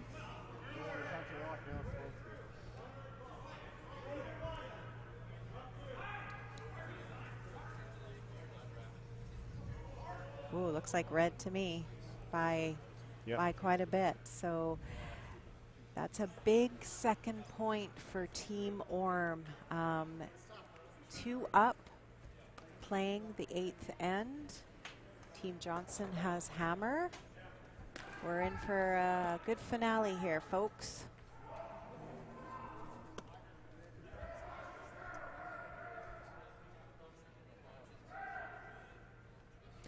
So you're going to see Team Orme call for this first rock top 4. They don't need guards at this point. 2 up is a comfortable position to be in, so it is essential that this rock is top 4. You don't really want to slip it behind T-line. Yeah, and the reason 2 up is comfortable is that you get 1 half miss out of your opponent, and it's far more easy to defend someone getting 3 and to force them to a deuce or maybe even a single in order to win the game. So nice shot there, perfectly placed.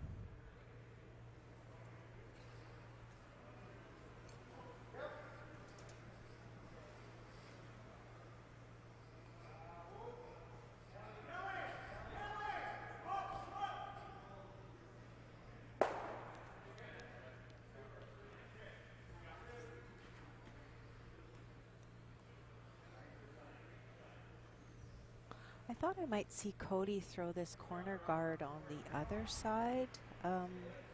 There's 2 ways of looking at that. You mean to get extra curl? Yeah. Yeah, I mean, the other thing is that if you stick to this side, it makes it much more difficult for anyone to make any hits around the corner guard if you get one buried. So 2 trains of thought. There's not a lack of movement. They're still taking some ice to get that to curl. But yeah, I understand what you're saying. It's I guess it's just preference. But we haven't seen anything really on that other side, have we? No, not coming home we haven't. So Jamie being asked to guard his shot stone. Nicely executed again. And looks like Cody is going to throw up another corner guard on the side that I thought maybe he should. So he's going to do both sides. We'll see where this end takes us. Well, and this broom is over a foot on the left side of center line. So let's see if this rock does curl a far ways over. I expect to see this really move at the end.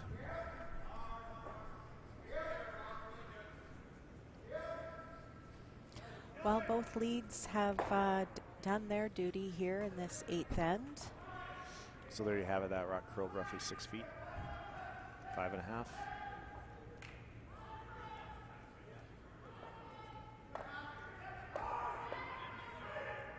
Team Orme going to continue to apply the pressure here. Asking for this rock to be halfway center, touching the center line. So looks like Rob made a great shot there, and now Team Johnston is going to have to get some granite into the house here.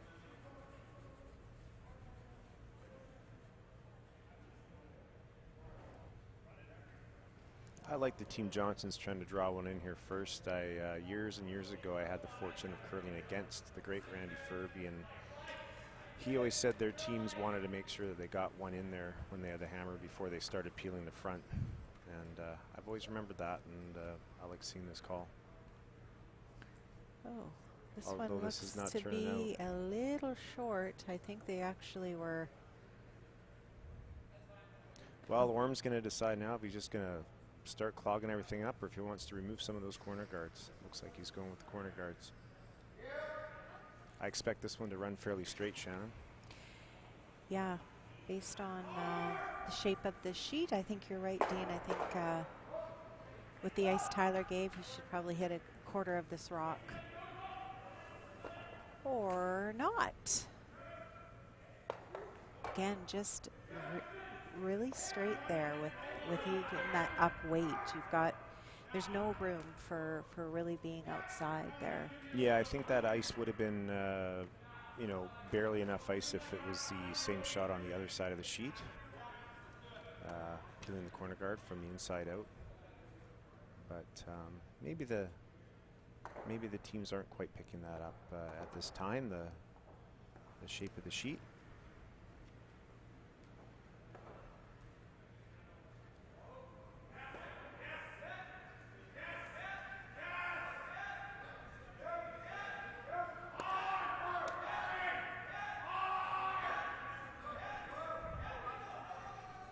Just snuck that by.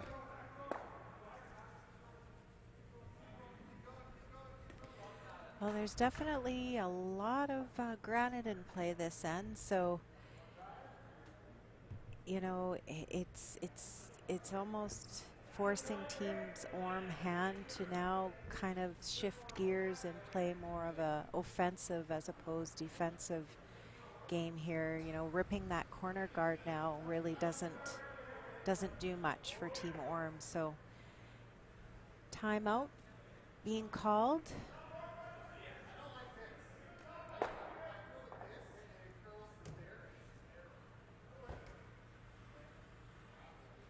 The other thing too, Shannon, you'll know this from your years of experience curling both at front end and back end. The optics from the throwing end can look far different than they do from the vantage point that we have here on the screen or from the skip's vantage point. So getting that feedback from the other end and also in reverse, the throwers coming down and seeing what things look like up close is really handy. Yeah, I mean, from the thrower's end, you know, a double peel might have looked really juicy, right? Especially like that red-yellow combo and just kind of open things up. But looks like they've had a conversation here, and they're going to continue to apply the pressure, and looks like they're drawing one in, probably top 12 foot here, and really, again, shrinking down that scoring zone for Team Johnston. Yeah, and this stagger, this is a great angle to see this. The amount of curl that's here, this actually is not a very easy shot. The amount of curl from outside in here is really going to play into this shot. This has to be very accurate if it's executed. It's executed to the level they want to. So again, this is the side that has a little bit more curl, so line and weight is key here. Looks from this point, we've got some good line. Looks like it has plenty of weight.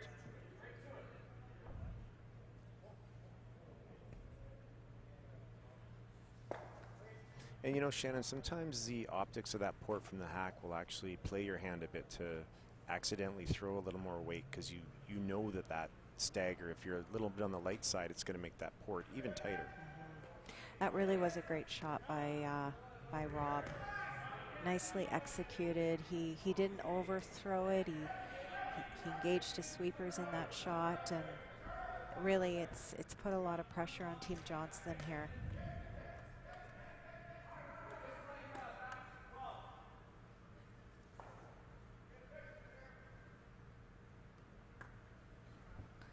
So I think Cody is just looking for a little tap shot here, maybe hack to back line. The key is to get his rock in a position that Tyler has to deal with it. Yeah, the fact that the redstone came in as deep as it did actually yielded this opportunity, so we'll see if they're able to take advantage. Looks like she's over curling. A little bit of a plan B here, but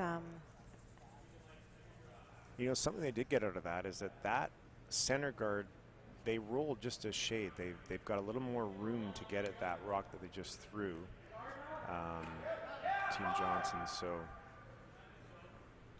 yeah, Tyler really doesn't have a lot of options here other than to throw a guard and basically protect. So from this angle here, you can see that like Dean was saying, that rock that they just threw is in a really good position to use. So Tyler is looking at throwing a guard and basically taking away that opportunity to tap that stone. So this is TJ's last rock of the end here. He already had a bit of a similar line and track on the first one, so you expect him to make the adjustment for this one here. Sometimes, Shannon, as you know, it's a lot easier to throw a shot if you threw a similar one on your first rock. You know, if TJ had a big peel weight shot on his first one and then went to throw a draw shot in his next one, it might be a little more subtle of a guess, whereas when you've got that reference to a very similar shot on your first one, it can really help you dial in your speed control for your next one.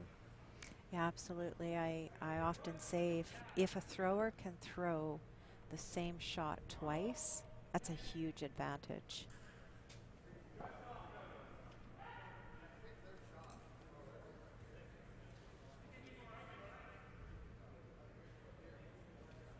I didn't see the call here, Shannon. I believe they're running that yellow.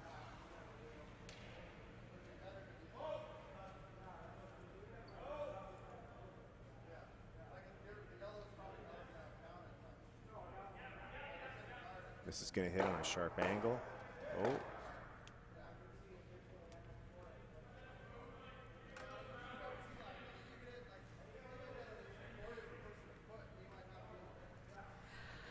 Well, what does Tyler have to protect against right now?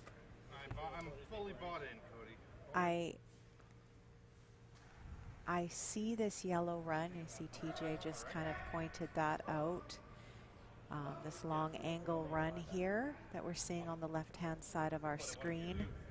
That's probably the best option that Team Johnston has right now to score a multiple. You know, the other thing here as well, Shannon, is that it's not just what you're calling, it's what you're able to make in this situation. Because if you could walk a rock down there, there might be an exact shot you'd play, but the risk of being off slightly when you try that shot is what you got to watch against in these situations.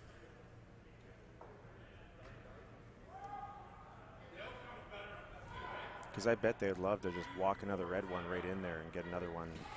Yeah, TJ is suggesting let's play the tight guard through that hole. I think that looks really hard, actually. I mean, as a thrower, I mean, it looks like a kind of bit of a tight hole. Even if Tyler is short of that, as long as he curls up enough to take away that slash. Yeah, and the other thing here is that you're wanting to leave your opponent a difficult shot, and you're hoping to play an easier shot yourself when you're forcing that difficult shot. So they're not trying to throw anything that's difficult themselves, which would potentially yield an opportunity for the team Johnston.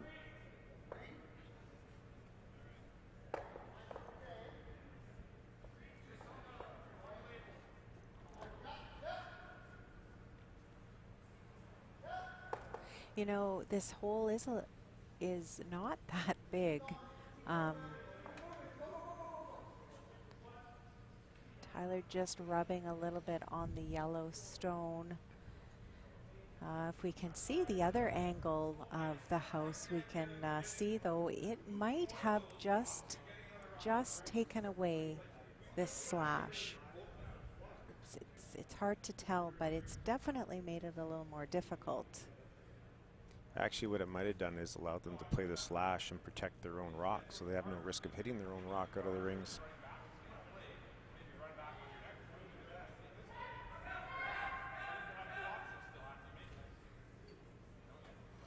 Regardless, I think it's looking a lot like with them down 2 at this time that they're going to have to move some granite and try to create an opportunity with some weight on this shot.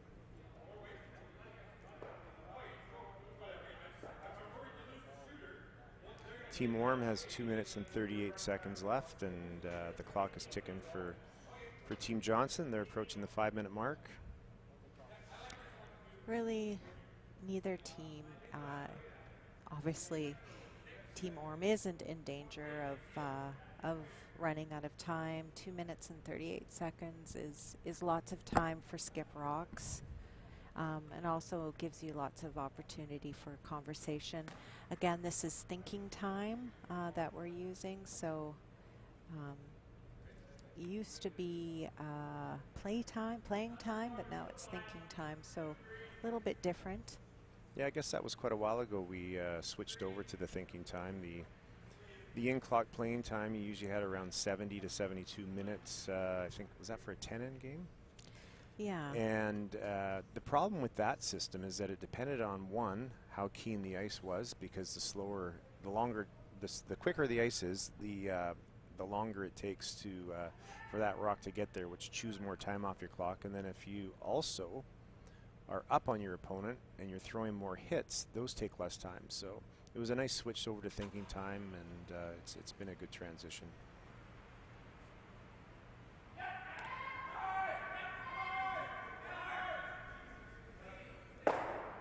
Well, I think Team Orme can breathe a little sigh of relief that Cody didn't quite execute that as planned.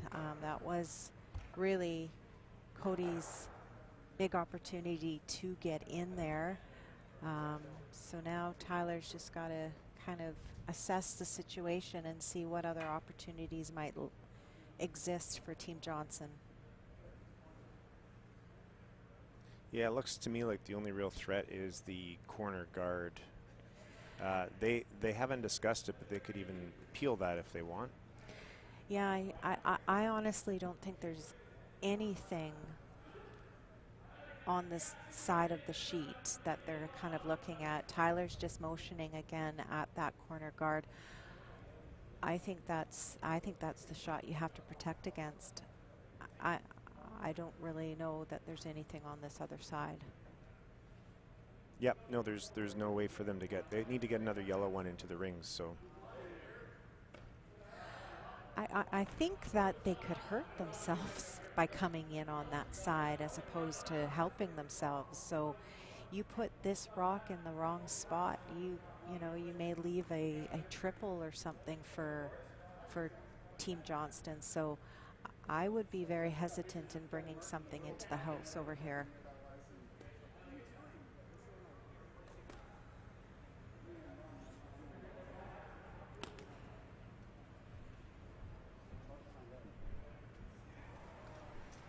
yeah, one way or the other, it looks pretty good to be red right now.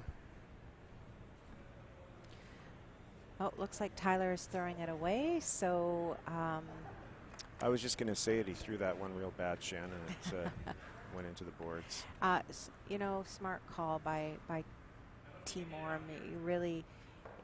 You could hurt yourself by bringing another rock into play there. So right now there's not a lot of opportunity here for Team Johnston. Maybe something very difficult off that corner guard on the right hand side of the screen.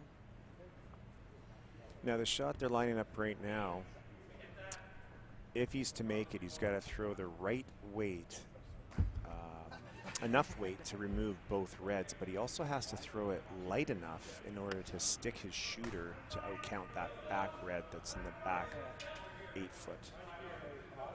Yeah, for sure. The angles just aren't really in favor of Team Johnston right now.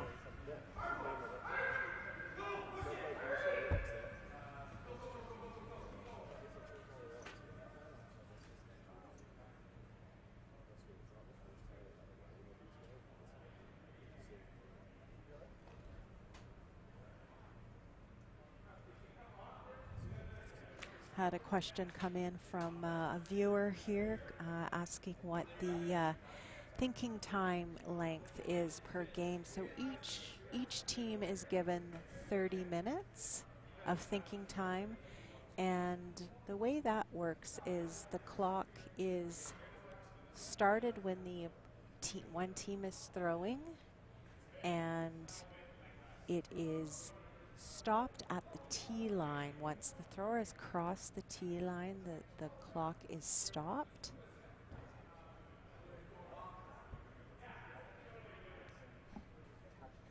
I don't think Dean has anything to add to that because he wasn't listening. No, I'm listening. I just wanted you to fix it. It's kind of hard to explain. It's a weird one to explain. So that team's clock is ticking right now, and as soon as the thrower releases the stone, either it's at the back line or crosses the tee line right crosses now. The now their clock clock will stops. stop. Yeah, they have to get their rock in motion once it hits the near tee line. Then the other team's clock starts once they take possession of the house. Correct. Yeah. Well, there you have it, folks. Steal of 2 by Team Orme here in the 8th end of the A qualifier. So Team Orme comes out on top. Final score 9-5. They now will proceed to the 1-2 game, and Team Johnston still has lots of life left. They will drop down to a B semi-final. So great game, lots of rocks in play, and hope you enjoyed viewing. Have a good night, everyone.